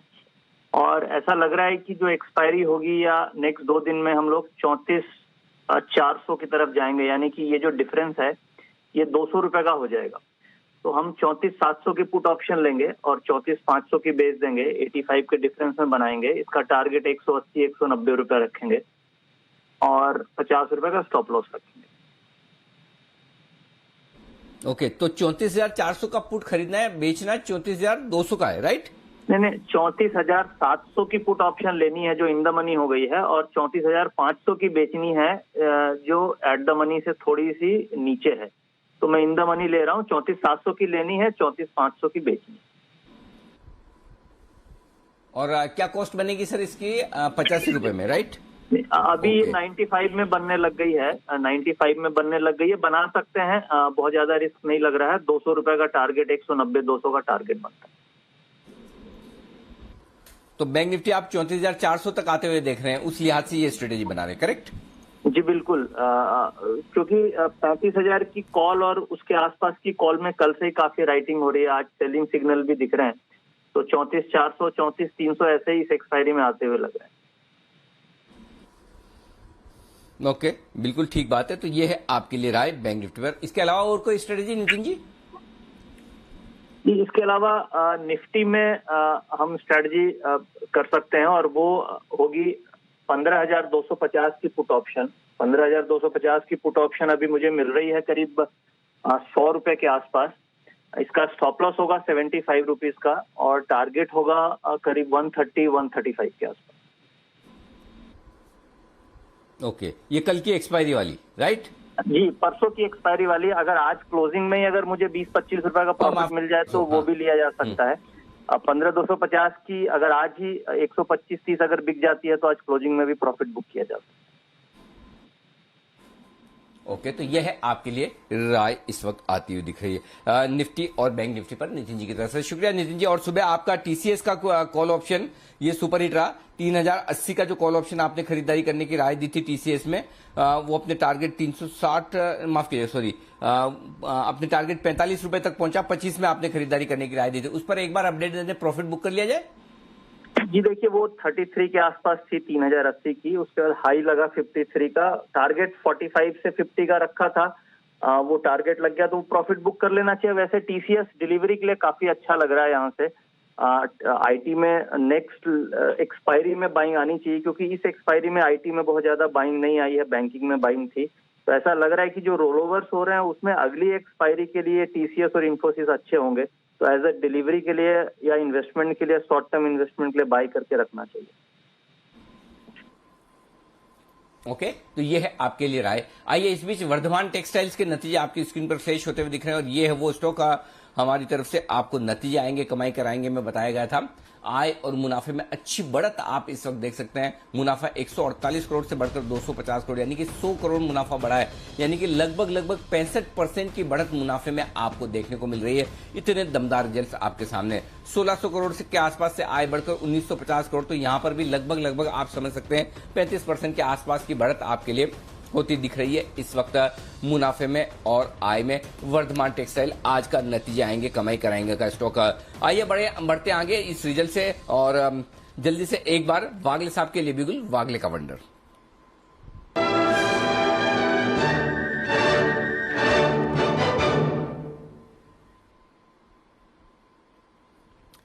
बताएं वागले साहब।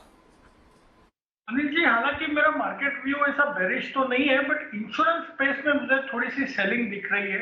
तीनों आईसीआईसीआई, प्रू, एसबीआई और एचडीएफसी लाइफ तीनों वीक लग रहे हैं, इंपॉर्टेंट लेवल्स ब्रेक कर रहे हैं। एचडीएफसी लाइफ ने 660 के लेवल पे पिछले 5 महीने का स्विंग लो ब्रेक किया है, मल्टीपल बॉटम्स ब्रेक किए हैं, मल्टीपल सपोर्ट जिसको हम कहते हैं। मुझे लगता है कम से कम एक 2 से 3% की डाउन मूव आनी चाहिए। मेरा 642 का टारगेट होगा, अभी 660 टूटा है, अभी बेचे। 6 रुपए का स्टॉप लॉस होगा 1% का, 666 का, और ऑन द डाउन साइड 642 का टारगेट।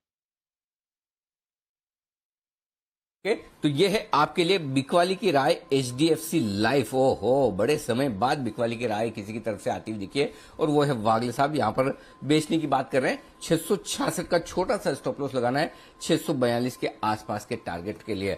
आइए इस बीच एक बड़ी खबर आपकी स्क्रीन पर फ्लैश होती हुई दिख रही है, उस पर करिए फोकस और वो है जीएसटी काउंसिल को लेकर एक बड़ा डेवलपमेंट आता दिख रहा है। 28 तारीख यानी कि 2 दिन बाद, हाँ आज है 25, 26, 27, 28 शुक्रवार के दिन जीएसटी काउंसिल की बैठक में मेडिकल ऑक्सीजन पर जीएसटी घटाने पर विचार हो सकता है। यह है बड़ी खबर जिस पर आपको फोकस करना है। रेफेक्स और लिंडे ये 2 स्टॉक हैं जिन पर फोकस करिए। रेफेक्स इंडिया और लिंडे इंडिया जो ऑक्सीजन बनाने का कारोबार करती हैं ये कंपनियां, इन पर जीएसटी जो अभी मेडिकल ऑक्सीजन पर 12% लगता है इसे घटाकर 5% किया जा सकता है। ये है खबर। 2 स्टॉक आपके सामने लेकर आएंगे हम और इन दोनों स्टॉक्स पर राय भी लेंगे, लेकिन फिलहाल ये जो खबर आती दिख रही है ये है इंपॉर्टेंट और जीएसटी काउंसिल की बैठक 28 तारीख को होने जा रही है। ब्लूमबर्ग के हवाले से ये खबर आती हुई दिख रही है और ब्लूमबर्ग ये कह रहा है कि 28 तारीख को जो बैठक होने जा रही है इसमें मेडिकल ऑक्सीजन इसे जिस पर जीएसटी अभी 12% लगता है इसे घटाकर 5% किया जा सकता है, यानी कि ऑक्सीजन का प्रोडक्शन बढ़ाने के लिए, इसे बढ़ावा देने के लिए जीएसटी इस पर कम किया जाएगा। जिस तरह से देश में ऑक्सीजन की डिमांड है इस वक्त उसको देखते हुए, तो ये है 2 स्टॉक जो दमदार एक्शन में है। जल्दी से एक बार लिंडे इंडिया फेवरेट कुणाल जी का, कुणाल जी जरा इसके चार्ट देखिए और बताइए। तब तक मैं एक बार सुमित जी के पास रेफेक्स के लिए भी आ रहा हूं। सुमित जी आप चार्ट निकाल कर रखें। पहले लिंडे इंडिया एक बार जरा कुणाल जी अपने चार्ट पर राय दें।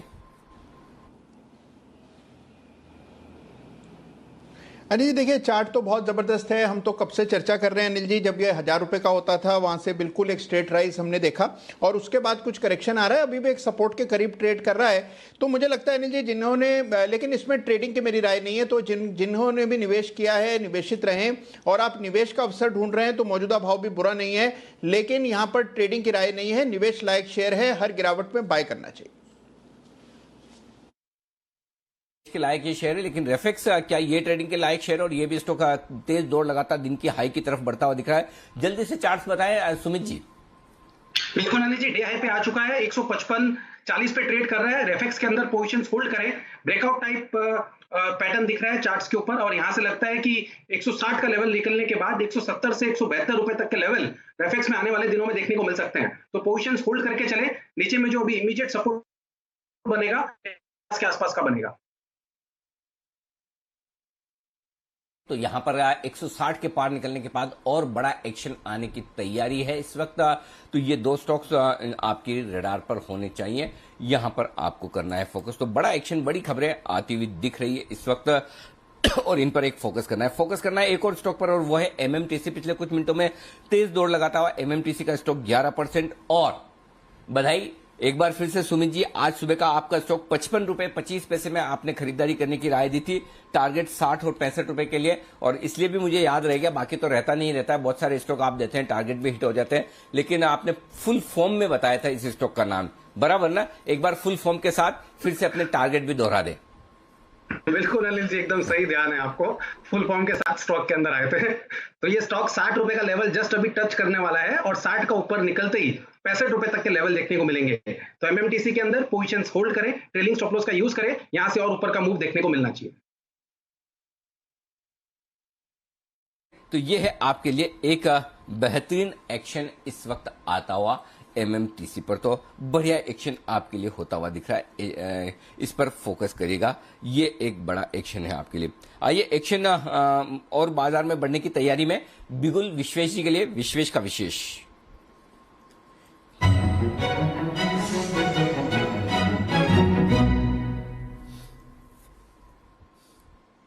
बताएं विश्वेश जी।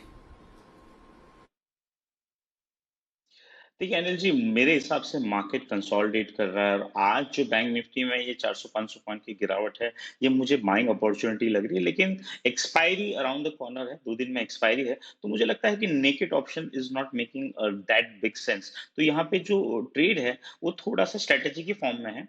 करना यह है 34,500 जो ऑलमोस्ट एट द मनी चल रहा है, उसका कॉल ऑप्शन खरीदे जो 350 के आसपास मिल रहा है, और उसके सामने 35,000 के सेम एक्सपायरी के 2 कॉल ऑप्शन भेज दे जो करीबन 145 के आसपास बिक रहे हैं। आपकी जो लागत है वो 50 रुपए के आसपास आएगी। अगर नीचे गया, व्यू गलत हो गया, तो मुझे लगता है 50 रुपए is the risk which one can afford to take. On the other hand मुझे ऐसा लगता है कि मार्केट पुल बैक करेगा और मार्केट 35,000 की ओर जाना चाहिए। तो उस लिहाज से ये जो 50 रुपए का डेबिट है वो बढ़ के अनिल जी 300-400 रुपए भी हो सकता है। और अगर व्यू बहुत अच्छे से प्ले आउट हो गया और अगर मार्केट दौड़ जाता है, फिर भी हम 35,500 तक सेफ है, जो मुझे नहीं लग रहा है कि अभी फिलहाल इन द साइट है। तो यहाँ पे डेफिनेटली रुझान बाय ऑन डिक्लाइन का ही है। और बैंक निफ्टी अनिल जी, ये जो लेवल है, ये वो वाला लेवल है जो फर्स्ट टाइम सिंस मार्च हमने परसों निकाला था। अब सिंपल प्राइस एक्शन के हिसाब से अगर आप पहली बार वहां रिटेस्ट करते हो तो इट्स अ बाइंग अपॉर्चुनिटी। तो मुझे लगता है कि बैंक निफ्टी 33,900 के नीचे जब तक नहीं जाता है तब तक it's a buy on decline. Okay, तो बाय ऑन डिक्लाइन का मार्केट है, पर थोड़ी एक्सपायरी रिलेटेड आपको यहाँ पर उतार चढ़ाव आएगा, इसलिए विश्वेश जी आपको एक स्प्रेड के जरिए राय दे रहे हैं इस समय ट्रेड करने की।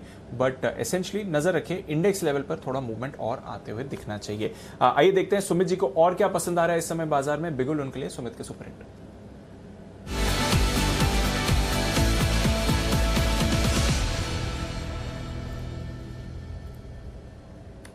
बताएं सुमित जी। दीपांशु, एमएमटीसी के बाद धनलक्ष्मी बैंक के बाद अब जो स्टॉक रडार पे आया है उसका अभी भाव चल रहा है 85 रुपीज 40 पैसा, 85 रुपीज 50 पैसा। स्टॉक के अंदर एक बड़ा और एक अच्छा अपसाइड मूव देखने को मिलेगा। स्टॉक का अभी भाव चल रहा है 85.50 और स्टॉक का नाम है आरसीएफ, राष्ट्रीय केमिकल एंड फर्टिलाइजर। इसके अंदर अभी मेरे को लग रहा है यहाँ से एक बड़ा और एक अच्छा अपसाइड मूव देखने को मिलना चाहिए। 90 रुपए का पहला टारगेट होगा, 90 का लेवल भी ये क्रॉस करेगा और 95 से 100 रुपए तक के लेवल देखने को मिलेंगे। मेरे को आने वाले दिनों में लगता है कि आरसीएफ ट्रिपल डिजिट में देखने को मिलेगा। ये पोजिशनल टारगेट होगा 100 का, लेकिन immediately short to medium term के टारगेट होंगे 90 से लेकर 95 के। स्टॉक को यहाँ पे सीएमपी पे खरीदारी करें। रिस्क रिवॉर्ड रेशियो और स्टॉप लॉस बहुत छोटा सा बैठ रहा है, 80 to 50, 83 के आसपास का स्टॉप लॉस लगाए, 82-50 का स्टॉप लॉस, 90 से 95 का टारगेट, खरीदारी करें। ओके, तो ये है आपके लिए आरसीएफ पर खरीदारी की राय इस समय सुमित जी की तरफ से। नजर रखिए इस काउंटर पर तेजी में आते हुए दिख रहा है। एक और काउंटर जहां पर आपको अच्छा ब्रेकआउट इस समय आते हुए दिख रहा है, वॉकहार्ट। जरा नजर रखिए, अभी अभी मूव इस पर आपको आती हुई दिखी है। पिछले हफ्ते अनिल जी ने यहाँ पर आपको खरीदारी की राय दी थी, पिछले मंडे को 650 के लेवल्स पर। तब 4 टारगेट्स दिए थे, उसमें से आप देखिए 750 का इवेंचुअल टारगेट था, पर उससे पहले 665, 670, 690 के तीनों टारगेट्स अचीव होते हुए दिख रहे हैं। अभी अभी आप देखिए 700 के पार ये काउंटर जाते हुए दिख रहा है और अब 750 का टारगेट भी जल्दी आ सकता है। वॉकहार्ट पर रखिए नजर, और इस पर मैं एक बार अनिल जी से भी राय ले लेता हूँ, फिर चार्ट पर भी एक राय लेंगे। अनिल जी, 3 टारगेट्स तो हिट हो गए, 690 का तीसरा टारगेट था वो भी हिट हो गया, 750 का आपने एक पोजिशनल बेसिस का टारगेट दिया था, अब लग रहा है उसकी तैयारी में है वॉकहार्ट। हाँ बिल्कुल दीप, शायद मेरे ख्याल से मार्जिनली हो सकता है कुछ मिनटों के लिए या कुछ रुपयों से शायद स्टॉप लॉस ट्रिगर हुआ हो। मेरे ख्याल से मैंने 630 का स्टॉप लॉस दिया था, 626 का लो बनाया था, ऐसा जहां तक मुझे याद है। अनफॉर्चुनेटली अगर किसी का हुआ होगा तो अलग बात है, नहीं हुआ और किसी ने अगर नहीं लगाया रह गया तो अलग बात है। बट एनीवे, कभी कभी ऐसा होता है कि आपके एक पर्टिकुलर लेवल को टच करके स्टॉक वापस से घूम जाए। बट एनीवे, स्टॉक पे मूव समझ में आ रहा था और अब लगभग टारगेट के नजदीक है, तो जिनके पास है वो स्टॉक लॉस ट्रेल करते चले आराम से, कोई दिक्कत की बात नहीं। और मैं इसीलिए बार बार कहता हूं कि जो भी मैं आज के 2000 कल के 2000 में जो स्टॉक्स देता हूं वो आप ये मान के चलें कि अगले कुछ दिनों के लिए, 2 4 5 दिनों के लिहाज से, व्यू के लिहाज से, और आराम से आप एंटर करें। स्टॉक्स मौका भी देते हैं, जरूरी नहीं कि आपको भाग के दौड़ के ही पकड़ना है, आराम से लीजिए, मौका मिल भी जाता है, हड़बड़ी करने की कोई जरूरत है नहीं। तो ये आपके लिए वॉकहार्ट। लेकिन इस बीच कुछ और स्टॉक्स जो एक्शन में आ रहे हैं, उसमें से एक कोलगेट की अभी अभी आप बात कर रहे थे, लेकिन कोलगेट पे बड़ा एक्शन, कुणाल जी और राकेश जी ने भी आपको राय दी थी खरीदारी करने की। बंसल जी जरा कोलगेट पर एक बार अपडेट देते। आज सुबह हिमांशु जी ने भी दिया था, आपने भी दिया था, बताएं इस पे जरा क्या करना है। स्पेशल पिक बोली थी आपने, तो क्या टारगेट्स वारगेट्स के नजदीक पहुंच रहा है? नहीं अनिल जी, यहाँ पर छोटे मोटे टारगेट्स को नहीं देखना चाहिए, बड़े चार्ज पर एक बड़ा ब्रेकआउट है। और वैसे देखा जाए तो ओनली फ्रंटलाइन एफएमसीजी कंपनी है, ओनली फ्रंटलाइन एफएमसीजी कंपनी जो अपने ऑल टाइम हाइस पे ट्रेड कर रहा है। बड़े चार्ज पर एक बड़ा ब्रेकआउट है, 2018, 19, 20 सारे हाइस तोड़ के, मतलब कि लीवर से आगे कोलगेट निकल रहा है, तो कुछ ना कुछ बड़ा यहाँ पर होगा। तो जिस तरीके का पैटर्न है, मिनिमम 35-50 रुपीज का अपमूव शॉर्ट टर्म में यहाँ देखने को मिलेगा। तो जिन्होंने लिया हुआ है होल्ड करे, और जिन्होंने नहीं लिया है कोलगेट को मिस नहीं करना चाहिए।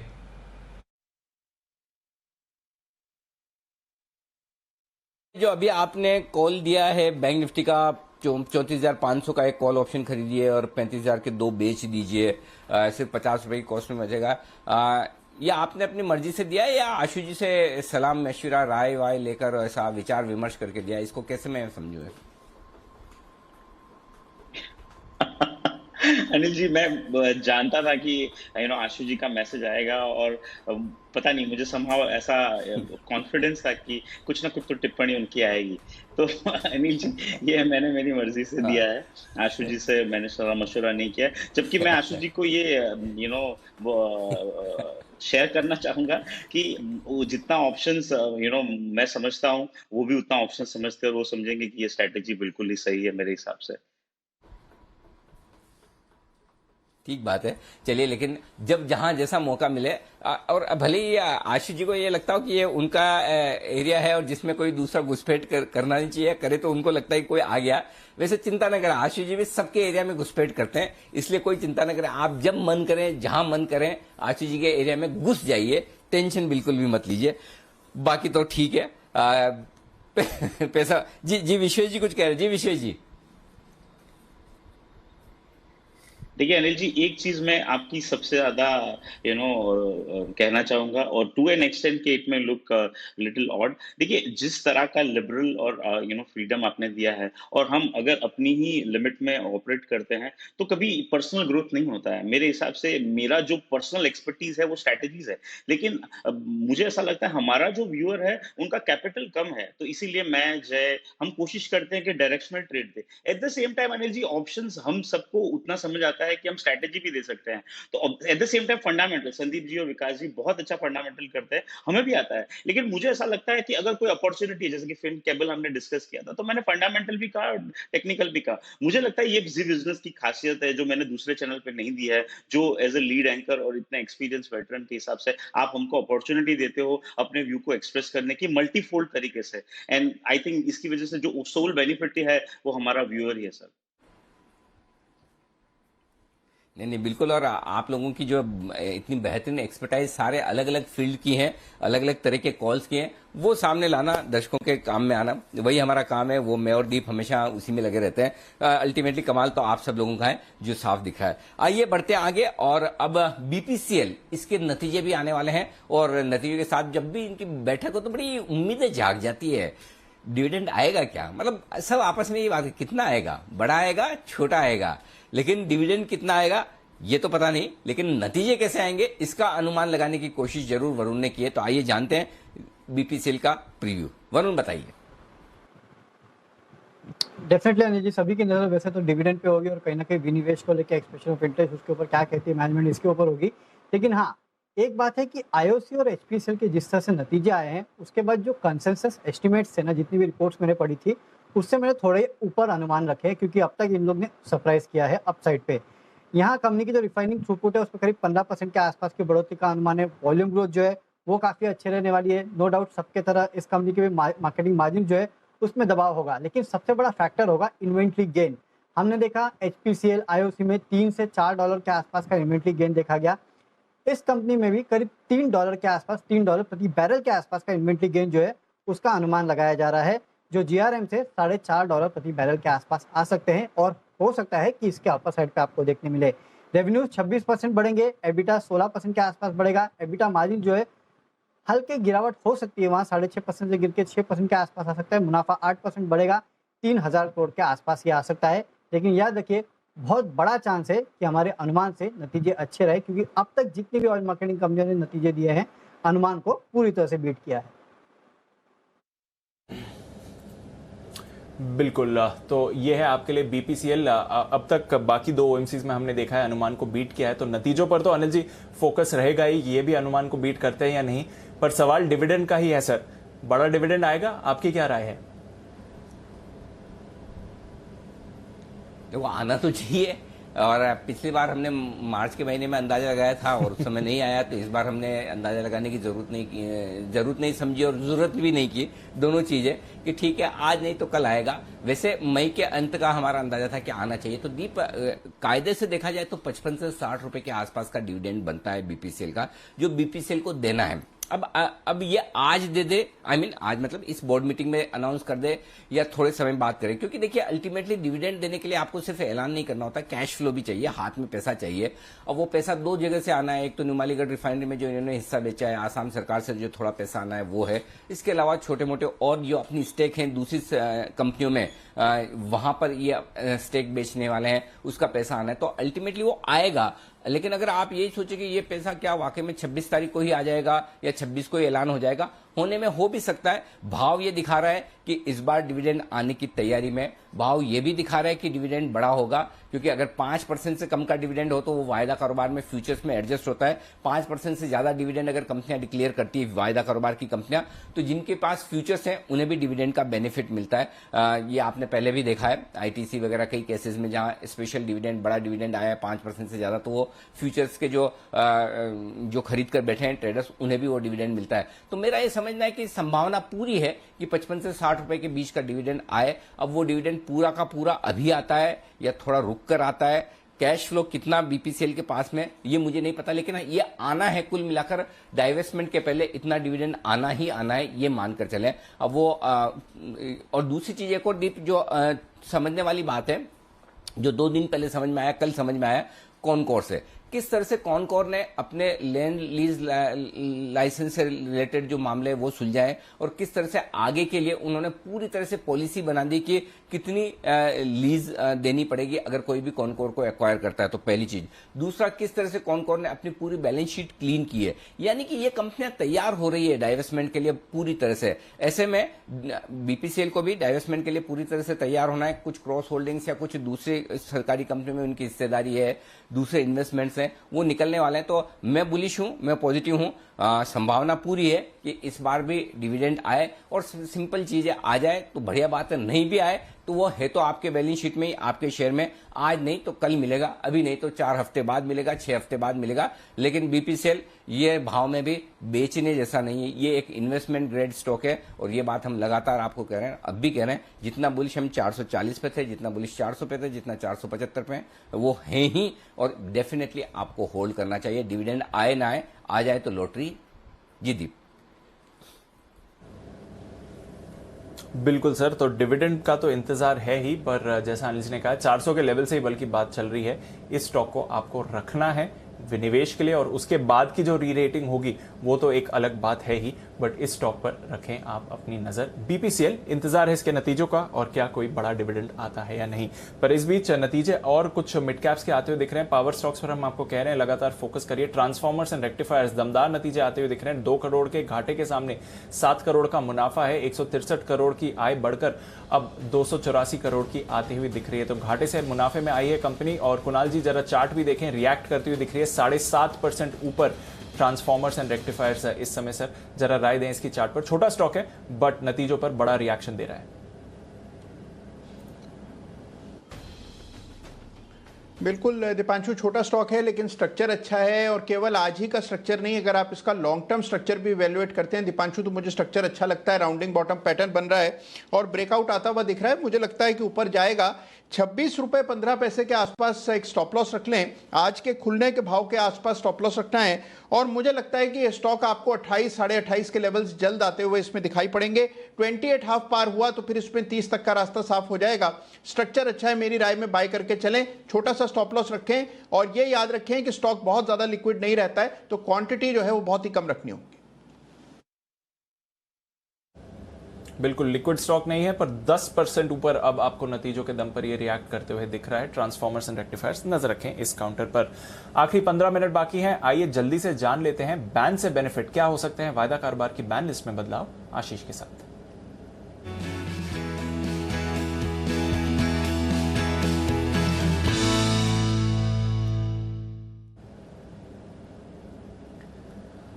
आशीष बताइए, कल तो वायदा कारोबार से 3 मेटल स्टॉक्स बाहर निकले हैं बैन लिस्ट से, आज क्या बदलाव हो सकते हैं? दिवांशु, बदलाव ये होगा कि BHEL ये स्टॉक शायद बैन से बाहर आ सकता है। मार्केट वाइड पोजीशन लिमिट जो है घटकर 81% पर आ गई है। थोड़ी सी पोजीशंस और कटेंगी तो स्टॉक जो है बैन से बाहर आ जाएगा। लेकिन कल जो 3 स्टॉक बैन से बाहर आए थे उनमें से एक की आज एंट्री होने की संभावना नजर आ रही है। हालांकि चांसेस बहुत कम है, हो सकता है कि ये रोल ओवर की पोजीशंस हो, लेकिन नजर रखिएगा सेल पर। यहाँ पर मार्केट वाइड पोजीशन लिमिट देखें तो बढ़कर 113% हो गई है। 95% के मार्क को क्रॉस करते ही जो है स्टॉक बैन में आते हैं। तो BHEL ये स्टॉक ऐसा है जो बैन से बाहर आ सकता है। सेल की दोबारा एंट्री की होने की थोड़ी सी प्रोबेबिलिटी है और कैनरा बैंक और PNB बैन में बने रहेंगे। ओके, तो कैनरा बैंक PNB बैन में बने रहेंगे। BHEL ये बैन से बाहर आ सकता है, पर सामने सेल जो एक दिन के लिए बाहर आया था ये वापस बैन में जाने की तैयारी दिखा रहा है। 15 मिनट बाकी हैं, देखते हैं कुछ बदलाव होते हैं कि नहीं। सेल आज सुबह पॉजिटिव खुला था बैन से बाहर आने के बाद, पर उसके बाद मुनाफा वसूली देख ली है। पर मेटल स्टॉक्स आज एक्शन में आए हैं, तो आइए एक और मेटल स्टॉक्स पर कॉल ले लेते हैं। बिगुल विश्वेश के विशेष।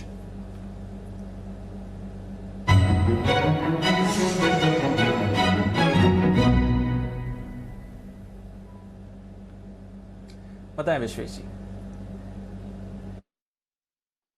देखिए, मुझे ऐसा लग रहा है कि मेटल स्टॉक में ये जो पुलबैक आया है कल NMDC और आज JSW स्टील, मुझे लग रहा है कि JSW स्टील अभी करंटली 699 के आसपास चल रहा है। काफी छोटा स्टॉप लॉस रखना चाहिए, मुझे लगता है 690 का स्टॉप लॉस रखना चाहिए JSW में और यहाँ खरीदारी करनी चाहिए। उसके 2 रीजन है। पहला रीजन है कि बहुत ही ब्यूटीफुल पॉजिटिव रिवर्सल पैटर्न कहते हैं जो डेली चार्ट पे बना है।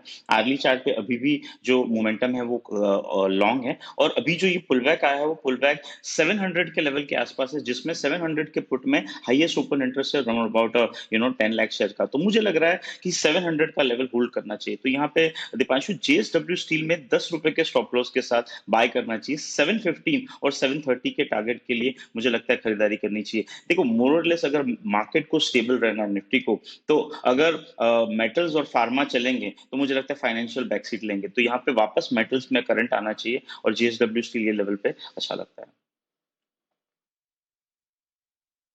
फिर आप बैंक निफ्टी पे तो बुलिश हैं, आप बैंक निफ्टी का भी तो कॉल ऑप्शन खरीदने की बोल रहे हैं, तो आप बैंक निफ्टी भी कॉल ऑप्शन खरीद रहे हैं, मेटल भी तेजी कर रहे हैं, दोनों साथ साथ कैसे फिर? अनिल जी देखिए, बैंक निफ्टी का आर्ली मोमेंटम सेल है, तो जब आर्ली मोमेंटम सेल होता है तो उसका एक रीजन होता है अपसाइड लिमिटेड हो जाती है। तो what is the immediate event? तो एक्सपायरी है, एक्सपायरी में 35,000 के कॉल में 21 लाख का ओपन इंटरेस्ट है। तो मैंने तेजी की, लेकिन मैंने तेजी इस तरह से की कि 35,000 जाए तो हाईएस्ट प्रॉफिट बने, मेरा व्यू प्ले आउट होगा। लेकिन मुझे नहीं लग रहा कि बहुत जोर से ये भाग जाएगा, तो मैंने 2 कॉल बेच के अपनी जो लागत है उसको कम कर दिया। तो इंटेलिजेंटली कॉल स्प्रेड है, वो रेशियो है इन अ बैंक निफ्टी, जबकि जेएसडब्ल्यू है उसमें नेकेड लॉन्ग है इन टर्म्स ऑफ दी छोटे स्टॉप लॉस के साथ में। Eight the same time cash में हमने फिनोलेक्स लिया है, और अभी अभी अगर मैं नोट कर रहा हूं तो मुझे लग रहा है कॉनकोर में भी बहुत अच्छा ब्रेकआउट आ रहा है अनिल जी, मुझे लगता है 700 की ओर ये जा रहा है। तो मोर और लेस क्या होगा, मार्केट शायद साइडवेज रहे, मेटल्स चल जाए, थोड़ा बहुत बैंक निफ्टी ऊपर आए, लेकिन बहुत बड़ा नीचे का मूव फिलहाल नहीं लग रहा है। आइए अगला बिगुल है वागले साहब के लिए, वागले का वंडर।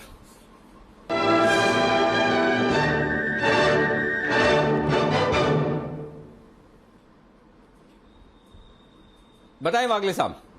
अनिल जी, मेरा बीटीएसटी कॉनकॉर में ही है, कॉनकॉर बाय करके चले। विश्वेश जी ने बिल्कुल सही आइडेंटिफाई किया है, मैंने मॉर्निंग में भी बात किया था, हालांकि ड्यूरिंग द डे इंट्राडे में स्टॉप लॉस हिट हो गया, लेकिन ये 700 तक जाने के लिए तैयार है। थोड़ा सा मैं बीटीएसटी या मे भी 1-2 दिन के इसमें थोड़ा सा लंबा स्टॉप लॉस लूंगा, 650 652 का स्टॉप लॉस लूंगा, और ऊपर में 700 695 700 तक के टारगेट्स मुझे दिखाई दे। ओके, तो कौन कौन में करें खरीदारी? सारे सरकारी कंपनियों में है भरपूर एक्शन तेजी की तरफ, और ये एक्शन और आगे बढ़ने को है तैयार है जय ठक्कर। वक्त है कैश का ऑप्शन।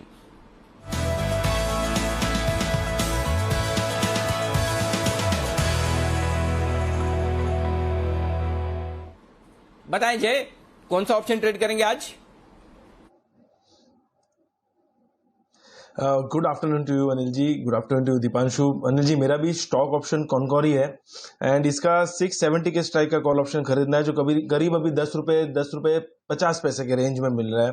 इसको लेकर चलना है 670 का कॉल ऑप्शन। अनिल जी, मुझे ऐसा लग रहा है कि ऊपर में इसके टारगेट्स लगभग 19 रुपए से लेके 23 रुपए 50 पैसे के बनेंगे। 19 एंड 23.50 ये 2 टारगेट्स के लिए इसको खरीदना है अनिल जी। कॉनकॉर में डेफिनेटली एक बहुत ही अच्छा ब्रेकआउट लाइफ टाइम हाइस के करीब या तो उसके ऊपर भी ट्रेड कर रहा है, और मुझे ऐसा लग रहा है कि जो हिसाब से यहाँ पे एक शॉर्ट कवरिंग देखने मिल रही है, या ये स्टॉक में हमें लगभग अभी शॉर्ट टर्म अगर मैं देखूँ तो 690 एंड 705 तक के लेवल्स हमें देखने मिल सकते हैं। यहाँ पे स्टॉप लॉस नीचे की तरफ होना चाहिए 6 रुपए 50 पैसे का अनिल जी। तो स्टॉप लॉस बहुत ही छोटा सा है, 4 रुपए के आसपास का एक स्टॉप लॉस रहेगा, बट 19 और 23.50 ये 2 टारगेट्स बनकर आ रहे हैं। तो टारगेट्स से कंपेयर करता हूं जब मैं, तो रिस्क रिवॉर्ड बहुत ही बढ़िया बनकर आ रहा है अनिल जी। एंड निफ्टी पर तो ऑलरेडी एक bye recommendation Anil ji open ही है, 15,200 का कॉल ऑप्शन जो क्लोजिंग बेसिस पर हमने दिया था, स्टॉप लॉस अभी तक हुआ नहीं है। एंड निफ्टी अभी भी रेंज बाउंड है अनिल जी, वही 15,300 15,150। सो ये रेंज के बाहर जब तक जाता नहीं, कोई एक अच्छा खासा मोमेंटम वाला ट्रेड बने इंडेक्स में, ऐसा मुझे लग नहीं रहा है। तो इसीलिए स्टॉक ऑप्शन सिलेक्ट किया है मैंने कॉनकॉर का 670 के स्ट्राइक का कॉल ऑप्शन। ओके, तो 670 का कॉल ऑप्शन। तो कॉनकॉर के लिए आपके पास ढेरों विकल्प हैं, आप खरीदारी करके चलिए, फ्यूचर्स में भी खरीद सकते हैं, और साथ ही कॉल ऑप्शन पर भी आप नजर रखें। 670 का कॉल खरीदना है, यह है जय की राय। बागले साहब, विश्वेश जी को भी पसंद आ रहा है ये काउंटर। आखिरी 10 मिनट चलते हैं अनिल जी के पास और जान लेते हैं आज की फाइनल स्ट्रैटेजी क्या है।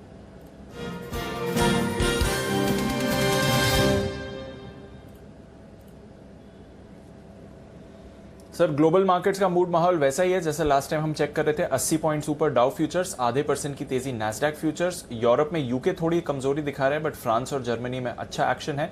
कच्चा तेल संभला हुआ है, कल की थोड़ी सुस्ती के बाद आज सुबह रिबाउंड आया था, वहां पर अब संभला हुआ दिख रहा है। गोल्ड में भी आपने हल्की खरीदारी देखी है। रुपी भी आज 20 पैसे की स्ट्रेंथ दिखा रहा है। बताएं सर क्या करके जाएं? दीप, जैसा अपन बात कर रहे थे कि यही 15,200 के आसपास क्लोजिंग होनी चाहिए, लगभग वहीं पर क्लोजिंग होती दिख रही, कोई खास बदलाव है नहीं। और 34,600 34,700 की रेंज के आसपास, 34,700 के आसपास क्लोजिंग होनी चाहिए। बैंक निफ्टी की भी वहीं क्लोजिंग होती दिख रही, तो बिल्कुल शांत क्लोजिंग होती दिख रही है। 3 दिनों से अमेरिकी बाजार मजबूत है, तो आज भले डाउ फ्यूचर 80 अंक ऊपर दिख रहे हैं, लेकिन बहुत ज्यादा कॉन्फिडेंस इस बात को लेकर नहीं है कि डाउ फ्यूचर्स की तरह ही अमेरिकी बाजार प्रदर्शन करेंगे। तो सिंपल सी चीज है, वायदा कारोबार के लिहाज से 15,100 सपोर्ट है, 15,300 रुकावट का रेंज है, उसके बीचों बीच आप बंद हो रहे हैं। अगर पोजिशनल ट्रेंड देखेंगे तो मजबूती का है। आपकी तेजी की पोजीशन है, बिल्कुल होल्ड करिए। चाहे तो एक स्टॉप आप 15,000 का आउट ऑफ द मनी का पुट खरीद लीजिए, थोड़ा नीचे का सेफ्टी के लिहाज से।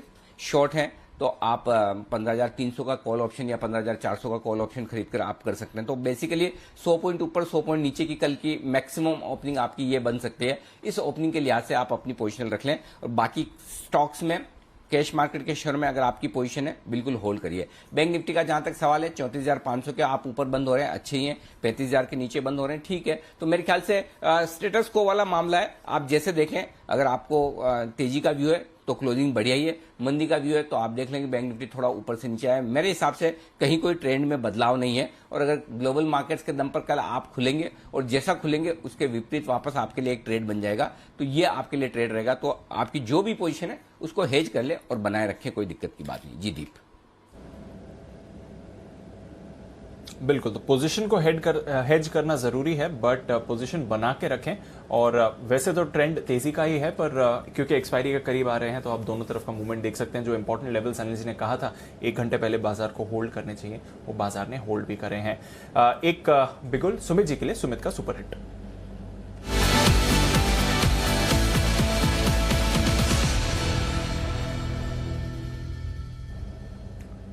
बताएं सुमित जी। दीपांशु, बाय का स्टॉक है, 84 रुपीज का अभी भाव चल रहा है, 84 रुपीज 10 पैसा। स्टॉक का नाम है सनफ्लैग आयरन एंड स्टील, जिसका सिंबल है सनफ्लैग। सनफ्लैग के अंदर मेरे को लग रहा है अब यहाँ से एक अच्छा अपसाइड मूव देखने को मिलेगा। चार्ट्स के ऊपर स्टॉक अच्छा दिख रहा है। ट्रेडिंग के लिहाज से ये स्टॉक के अंदर ट्रेड करे, इस हफ्ते का व्यू लेके काम करे। स्टॉक के अंदर नीचे में स्टॉप लॉस लगाए 79 रुपीज 50 पैसा, यानी 80 रुपए के नीचे का स्टॉप लॉस लगाए और खरीदारी करे।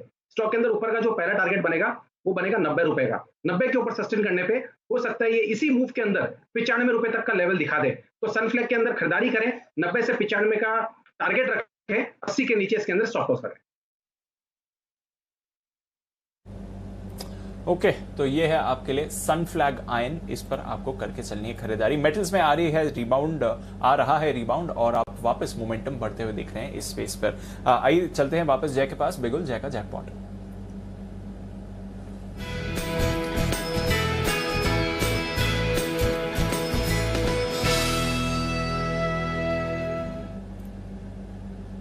बताएं जय।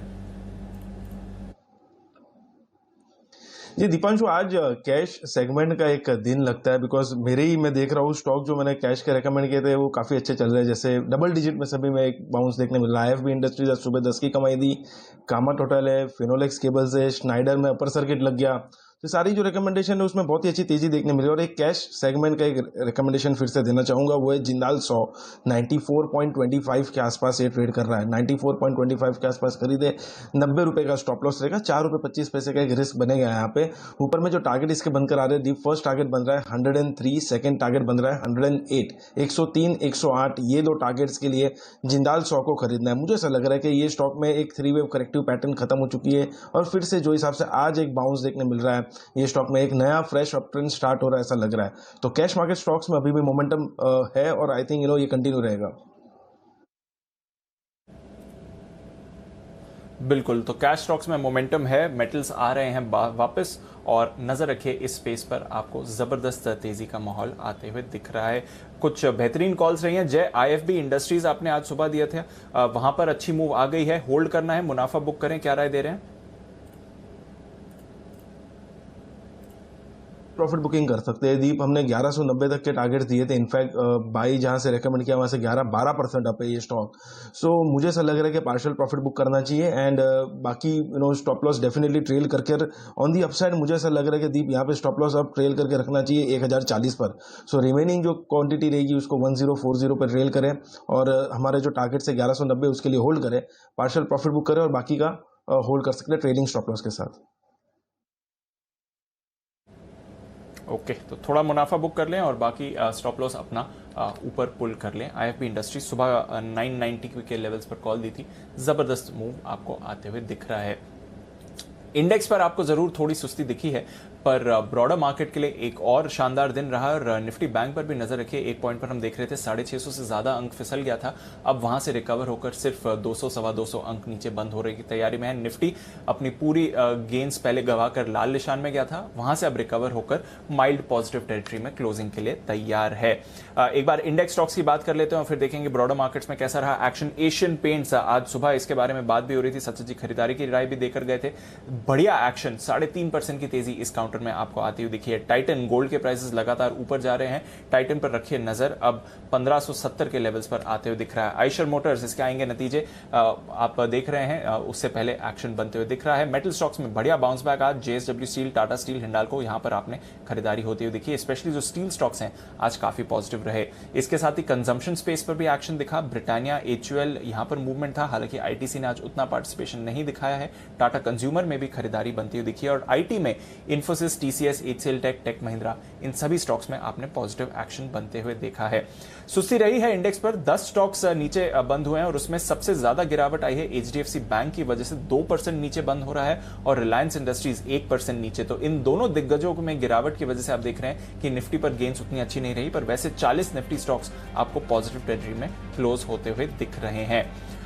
बात करते हैं कुछ वायदा कारोबार के काउंटर्स की। एक बार फिर से टॉप गेनर कॉनकॉर, कल भी टॉप गेनर कॉनकॉर था, आज भी टॉप गेनर कॉनकॉर है। 6.5% का उछाल इस पर आते हुए दिखा है और अभी सेकंड हाफ में ही अच्छी तेजी बनी है। कोलगेट, सुबह खरीदारी की राय आई थी हमारे 2 एक्सपर्ट्स की तरफ से, हिमांशु जी और राकेश जी, कुणाल जी, बढ़िया एक्शन वहां पर आते हुए दिख रहा है। PVR, Balkrishna, Mphasis, Page Industries, United Spirits, Navin Fluorine, BHEL, TVS Motors, InterGlobe Aviation, Trent, United Breweries, GAIL, इन सभी स्टॉक्स पर आपने बढ़िया एक्शन देखा है। अमर राजा 10% की स्टेक सेल आज हुई है, 6% नीचे बंद हो रहा है ये काउंटर। भारत इलेक्ट्रॉनिक्स, इसमें आई है भारी बिकवाली, 5% की गिरावट के साथ बंद होते हुए दिख रहा है। ICICI Pru, Chola Investment, MNM Finance, LNT Finance, Canara Bank, City Union Bank, इन सभी फाइनेंशियल्स पर आज दबाव बनते हुए आपको दिखा है। RBL bank, AU small finance bank, बंधन, श्रीराम ट्रांसपोर्ट, यहां पर भी आपको कमजोरी दिखी है। तो फाइनेंशियल्स पर आज आपको सुस्ती आती हुई दिखी है। साथ ही Apollo Hospitals, Havells, Escorts, Exide, Cummins कल नतीजों से पहले ये भी आपको सुस्ती दिखाकर जाते हुए दिख रहा है। पर कैश स्टॉक्स, यहां पर था जबरदस्त एक्शन और कुछ काउंटर्स जिसके बारे में हम लगातार आपको बता रहे हैं, वहां पर आपको अच्छी तेजी बनी है। सियाराम सिल्क्स, इसके बारे में हमने सुबह बात करी थी, 3 दिनों से लगातार आप इस पर अच्छा एक्शन बनते हुए देख रहे हैं, नजर रखिए उस काउंटर पर। वर्धमान टेक्सटाइल्स, दमदार नतीजे आते हुए दिखे। श्नाइडर इलेक्ट्रिक, 20% का सर्किट। टीटीके प्रेस्टीज, नतीजों के बाद 13.5% का उछाल। फिनोलेक्स केबल्स, 2 दिनों में हम देख रहे हैं लगभग 20% की तेजी इस काउंटर पर बनती हुई दिखी है। IFB industries, route mobile, Relaxo, इस पर भी नतीजे आएंगे, कमाई कराएंगे, मैं बात हुई थी। सुप्रीम पेट्रो, वॉकहार्ट, इन सारे स्टॉक्स पर आपको अच्छा एक्शन आते हुए दिखा। तो अनिल जी, ब्रॉडर मार्केट्स के लिए एक और अच्छा दिन। इंडेक्स लेवल पर थोड़ी सुस्ती सर, पर जो आपने अहम लेवल्स कहे थे बाजार को होल्ड करने चाहिए, आसानी से निफ्टी, बैंक निफ्टी दोनों ने होल्ड कर लिए सर। बिल्कुल, तो दीप किसी भी लिहाज से क्लोजिंग खराब नहीं है, 15,200 के ऊपर की क्लोजिंग अच्छी क्लोजिंग मानी जाएगी, इसमें कोई डाउट नहीं है। और बैंक निफ्टी भी 34,500 के ऊपर बंद हो रहा है, तो कहीं कोई समस्या वाली बात नहीं है। मिड कैप स्मॉल कैप शेयरों में तो एक्शन भरपूर है। और आपको एक डेटा बताना चाहता हूं दीप, और जिस तरह का action mid cap small cap शेयरों में हुआ है वो आप देखिए। ये जो 1 अप्रैल से लेकर आज 25 मई है, ये जो समय है, इस समय में मिड कैप इंडेक्स की अब तक की सबसे बेहतरीन परफॉर्मेंस रही है 2010 के बाद से। सिर्फ एक 2014 को छोड़ दें, मई महीने में जब चुनावों के नतीजे आए थे और नरेंद्र मोदी के नेतृत्व में पहली बार सरकार बनी थी, वो एक एक्सेप्शनल ईयर था। तब जरूर मिड कैप इंडेक्स इस पीरियड में 35% भागा था, लेकिन उसके अलावा ये अब तक का बेस्ट महीना है जहां 13% से ज्यादा का रिटर्न स्मॉल कैप इंडेक्स में आया है, मिड कैप इंडेक्स में आया है। तो निफ्टी 100 जो है, निफ्टी स्मॉल कैप इंडेक्स जो है वो 13% के रिटर्न पिछले 1 महीने और 25 दिन में दे चुका है। तो इसीलिए हम लगातार आपको अप्रैल की शुरुआत से, 1 अप्रैल से यही बात कर रहे हैं कि अप्रैल और मई ये 2 महीने सिर्फ और सिर्फ मिड कैप शेयरों के नाम है। और आप देखिए क्या गजब की तेजी मिड कैप शेयरों में होती दिखी। तो एक 2014 का एक्सेप्शनल महीना छोड़ दें तो 2010 से 2021 सबसे बेस्ट परफॉर्मेंस मिड कैप शेयरों की आती हुई दिखे दी। बिल्कुल सर, जबरदस्त एक्शन रहा है और आपने तो लगातार यहां पर भरोसा जताया है। डिप हो, तेजी वाला बाजार हो, किसी भी तरह का एक्शन हो, आप कह रहे हैं अप्रैल में और शायद जून ये मिड कैप स्मॉल कैप के लिए जबरदस्त रहेंगे और आपको खरीदारी के मौके ढूंढने हैं। एक बार देख लेते हैं अनिल जी ने ब्रॉडर मार्केट्स के लिए आपको क्या सलाह दी थी। अप्रैल और मई ये 2 महीने मिड कैप और स्मॉल कैप शेयरों के नाम रहेंगे और वहां पर बढ़िया एक्शन आपको रेंज बाउंड मार्केट में पूरा का पूरा एक्शन कैश मार्केट के स्टॉक में शिफ्ट होता हुआ दिखेगा। और अगले 2 महीने वहां पैसे बनाने के बहुत बेहतरीन मौके मिलेंगे, उसे आपको छोड़ना नहीं। ये टाइम है ना जो कैश के स्टॉक्स आपको देते हैं बढ़िया वाले, उनका टाइम है, एकदम उनका जबरदस्त टाइम है ये स्टॉक्स। और आपको याद होगा इस सीरीज की शुरुआत में भी मैंने आपको कहा भी था, अप्रैल और मई ये 2 महीने मिड कैप स्मॉल कैप शेयरों के नाम है। इन 2 महीनों में मिड कैप स्मॉल कैप शेयरों में जबरदस्त धुआंधार तेजी आएगी। आप इन्वेस्टर हैं तो जो मैं लगातार कह रहा हूं वो अब भी है कि आपको बिल्कुल डरना घबराना नहीं है, आपको अपनी तेजी की पोजीशन में आपके इन्वेस्टमेंट में बने रहना है। अप्रैल और मई का महीना पूरा मिड कैप स्मॉल कैप शेयरों के नाम में क्रांति चल रही है, दीप क्रांति। ये मतलब सारे है ना मिड कैप स्टॉक्स बगावत की मुद्रा में है कि जनवरी के महीने में, दिसंबर के महीने में जिस तरह की तेजी दिग्गजों में हुई हमें तो कोई देख ही नहीं रहा था। आज दिग्गजों को कोई देख नहीं रहा है और भाग रहे हैं सारे के सारे mid cap stocks, small cap stocks. और जो नतीजे आने वाले हैं वो नतीजे मतलब आपको सरप्राइज नहीं करेंगे कि मिड कैप और स्मॉल कैप कंपनियों के नतीजे इतने अच्छे क्यों आ रहे हैं। आपको शॉक देंगे, पॉजिटिव शॉक। अरे इतने अच्छे भी रिजल्ट आ सकते हैं क्या। अप्रैल और मई के महीने को मैंने जो मिड कैप स्मॉल कैप शेयरों के नाम रखा था उसको एक्सटेंड करके मैं जून तक भी ले जा रहा हूं। तो ये जो छोटे छोटे सेक्टर्स हैं ये बड़ा एक्शन दिखाएंगे ही। दीप, मुझे लगता है अभी भी यहाँ पर आपको सेलेक्टिवली अच्छी बैलेंस शीट वालों पर फोकस करना चाहिए, बहुत मौके मिलेंगे। दीप, मैं लगातार कह रहा हूँ, बार बार कह रहा हूँ, ये मिड कैप शेयरों में वो कुंभ का मेला लगता है ना 12 साल में, जिसमें आपने डुबकी लगा ली तो ठीक, नहीं तो फिर 12 साल बाद इंतजार करना। बीच बीच में छोटे मोटे लगते रहते हैं, वो एक अलग चीज़ है, लेकिन बड़ा वाला मेला जो लगता है ना वो तो 12 साल में एक ही बार लगता है। ये 12 साल वाला मेला लगा हुआ है, लगा लो डुबकी। तो याद होगा पिछले साल जिस तरह की मुहिम हमने चलाई थी, नहीं लेना है नहीं लेना है, उसी तरह की मुहिम हमने इस बार अप्रैल और मई में चलाई कि सिर्फ और सिर्फ कैश मार्केट के स्टॉक्स, मिड कैप स्टॉक्स पर फोकस करिए, इतना पैसा बनेगा आप दंग रह जाएंगे। तो अप्रैल से लगातार mid cap small cap share खरीदने की स्ट्रेटेजी एकदम परफेक्ट रही और अब भी इन शेयरों में भरपूर तेजी बनेगी।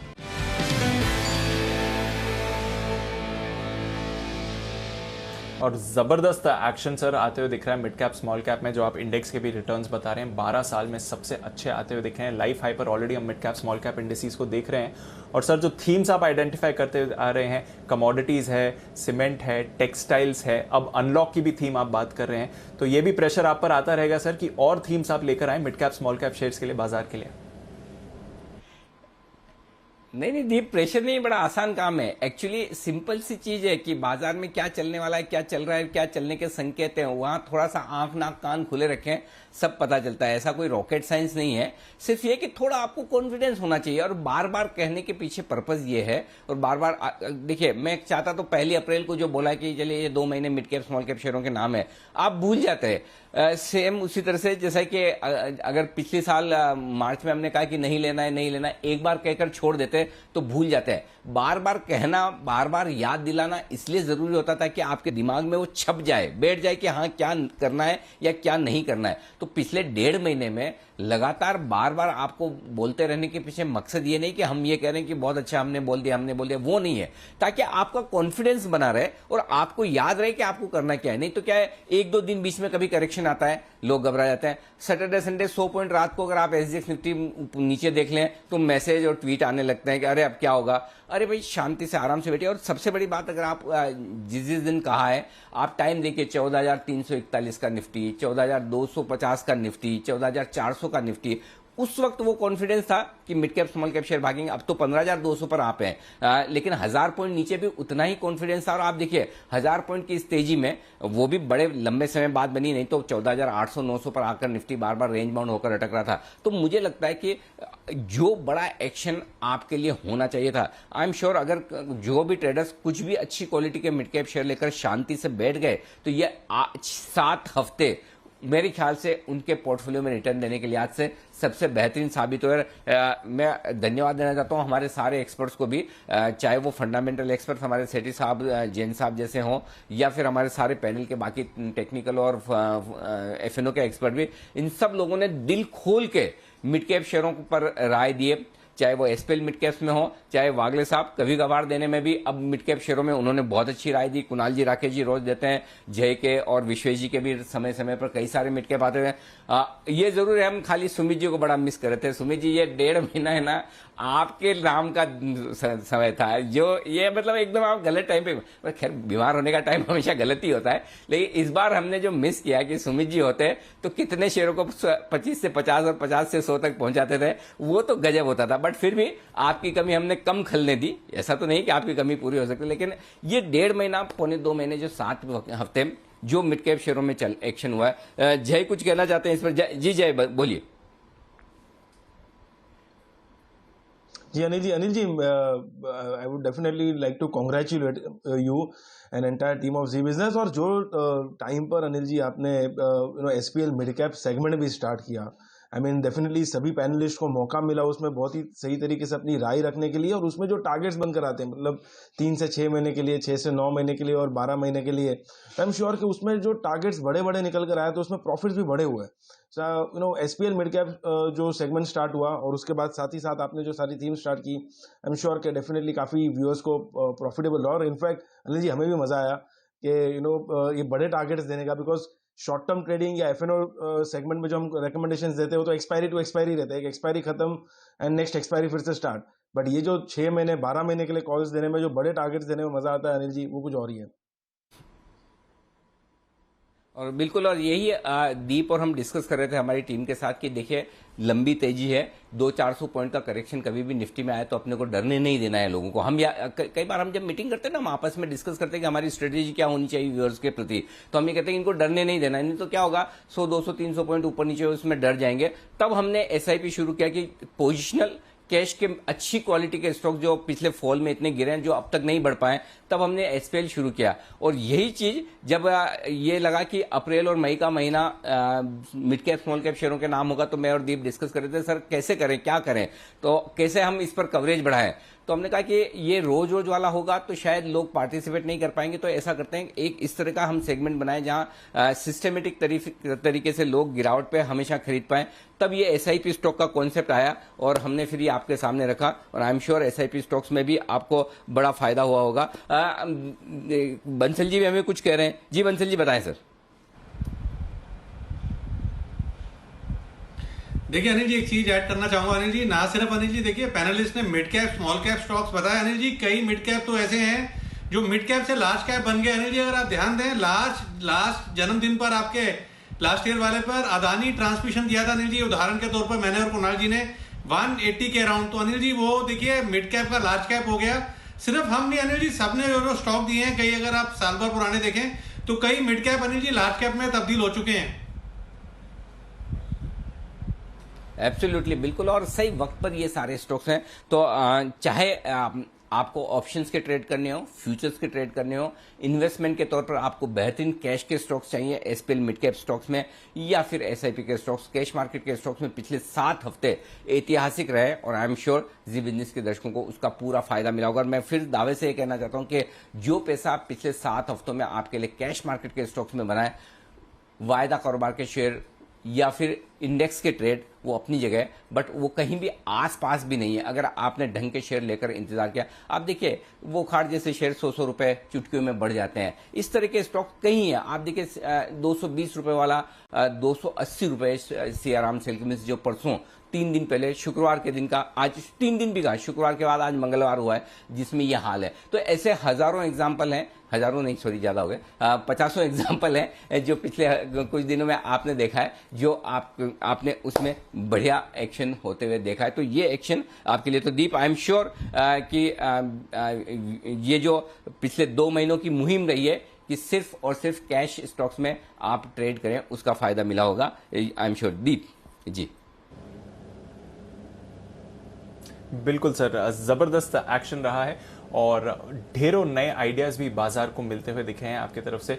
अनलॉक एक नई थीम आइडेंटिफाई करी है, इसके अलावा टेक्सटाइल्स, कमोडिटीज, मेटल्स, यहां पर भी आपने अच्छा एक्शन देखा है। एग्रोकेमिकल्स, फर्टिलाइजर्स, ये भी आपके लिए एक बढ़िया थीम रही है। तो सर थीम्स जो आप आइडेंटिफाई कर रहे हैं उस पर बाजार का फोकस बना हुआ है और लगातार हम देख रहे हैं मोमेंटम भी वहां से आते हुए दिखा है। आज भी अच्छा रोटेशन रहा, तो नजर रहेगी कि आने वाले दिनों के लिए और कौन से स्टॉक्स पर आपका फोकस आता है सर।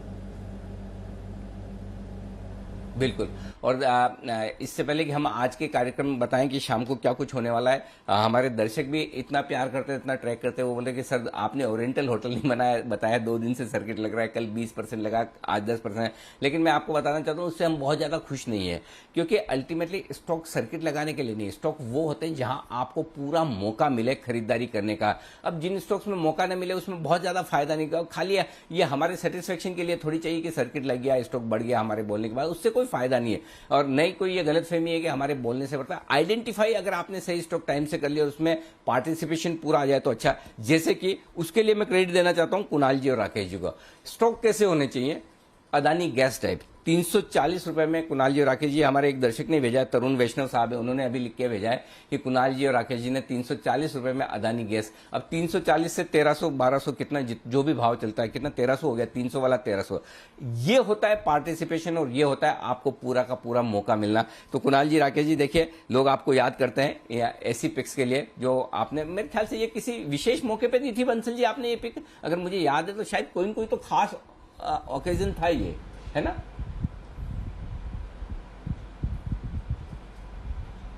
अनिल जी, अब बड़ा मुश्किल अनिल जी, क्योंकि हम तो अनिल जी कोई भी मौका स्पेशल छोड़ते नहीं है। किसी पैनलिस्ट का भी अनिल जी, को पैनलिस्ट का भी जन्मदिन होता है तो उसमें भी गिफ्ट देते हैं।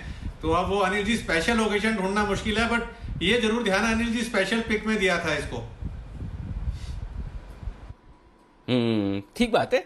चलिए बढ़िया है, स्पेशल पिक आपके, कोशिश करेंगे इसी तरह के बढ़िया स्टॉक आपको और आगे मिलते रहे। आइए बाजार बंद होने के बाद का पूरा एक्शन आपके सामने रख दें। शाम 5 बजे का शो है कोरोना पर ही, और आपकी खबर आपका फायदा में ये विशेष शो तीसरी लहर बच्चों पर कहर, क्योंकि अब दूसरी लहर ढंग से खत्म नहीं हुई लेकिन तीसरी लहर का डर अब फिर से आ रहा है, और इस बार बच्चों को लेकर सबसे ज्यादा परेशान है लोग, क्योंकि सोशल मीडिया पर ये चल रहा है कि तीसरी लहर बच्चों के लिए खतरनाक होगी। हालांकि सरकार और इंडियन एकेडमी ऑफ पीडियाट्रिक्स ये कह रही है कि इस बात के कोई सबूत नहीं है कि तीसरी लहर का ज्यादा असर बच्चों पर होगा, लेकिन माता पिताओं का डर इसलिए भी कि इस बार दूसरी लहर में थोड़े बच्चे ज्यादा बीमार हुए हैं और कोरोना से प्रभावित हुए हैं, इसलिए डर भी ज्यादा है। तो ऐसे में क्या वाकई में ये डर लाजमी है या फिर बिना वजह हम परेशान हो रहे हैं? इसी मुद्दे पर हम खास चर्चा करेंगे 2 मेहमानों के साथ।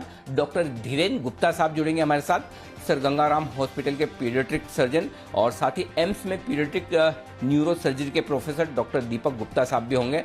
तो दोनों डॉक्टर साहब से हम करेंगे विचार विमर्श इस खास मुद्दे पर।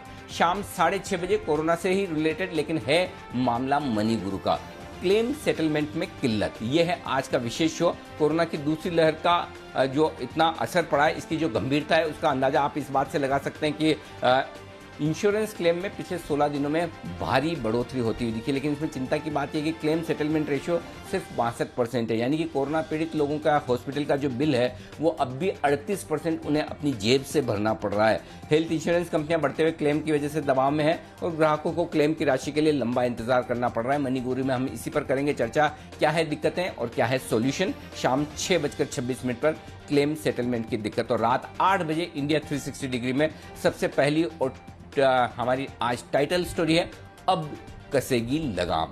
सरकार ने ट्विटर, फेसबुक, इंस्टाग्राम जैसे सोशल मीडिया प्लेटफॉर्म्स पर शिकायतों को और इनकी निगरानी के लिए भारत में ग्रीवेंस अधिकारी नियुक्त करने के लिए 3 महीने का वक्त दिया था, लेकिन सभी कंपनियां ऐसा करने में फेल रही है। अब जब डेडलाइन खत्म हो रही है तो सरकार का अगला एक्शन क्या होगा, इस पर होगी हमारी कवर स्टोरी। और दूसरी कवर स्टोरी होगी आज जेम्स एंड ज्वेलरी मार्केट को लेकर।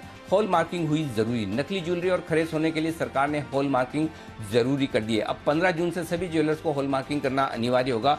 आम आदमियों को, आपको, हमें कैसे इसका होगा फायदा और ये क्यों है जरूरी और क्या ये लागू हो पाएगी, इन सब पर करेंगे चर्चा रात 8 बजे। हमारी एक और कवर स्टोरी हॉल मार्किंग हुई जरूरी। इसके अलावा बाकी सारी खबरें देश दुनिया की वो तो आपको मिलेगी ही मिलेगी। फाइनल क्लोजिंग जाने से पहले आपके सामने रख दी जाए। निफ्टी बंद हुआ है 10 पॉइंट ऊपर, हरे निशान में सर उठाकर 15,200 के ऊपर टिके रहने में बंद होने में कामयाब।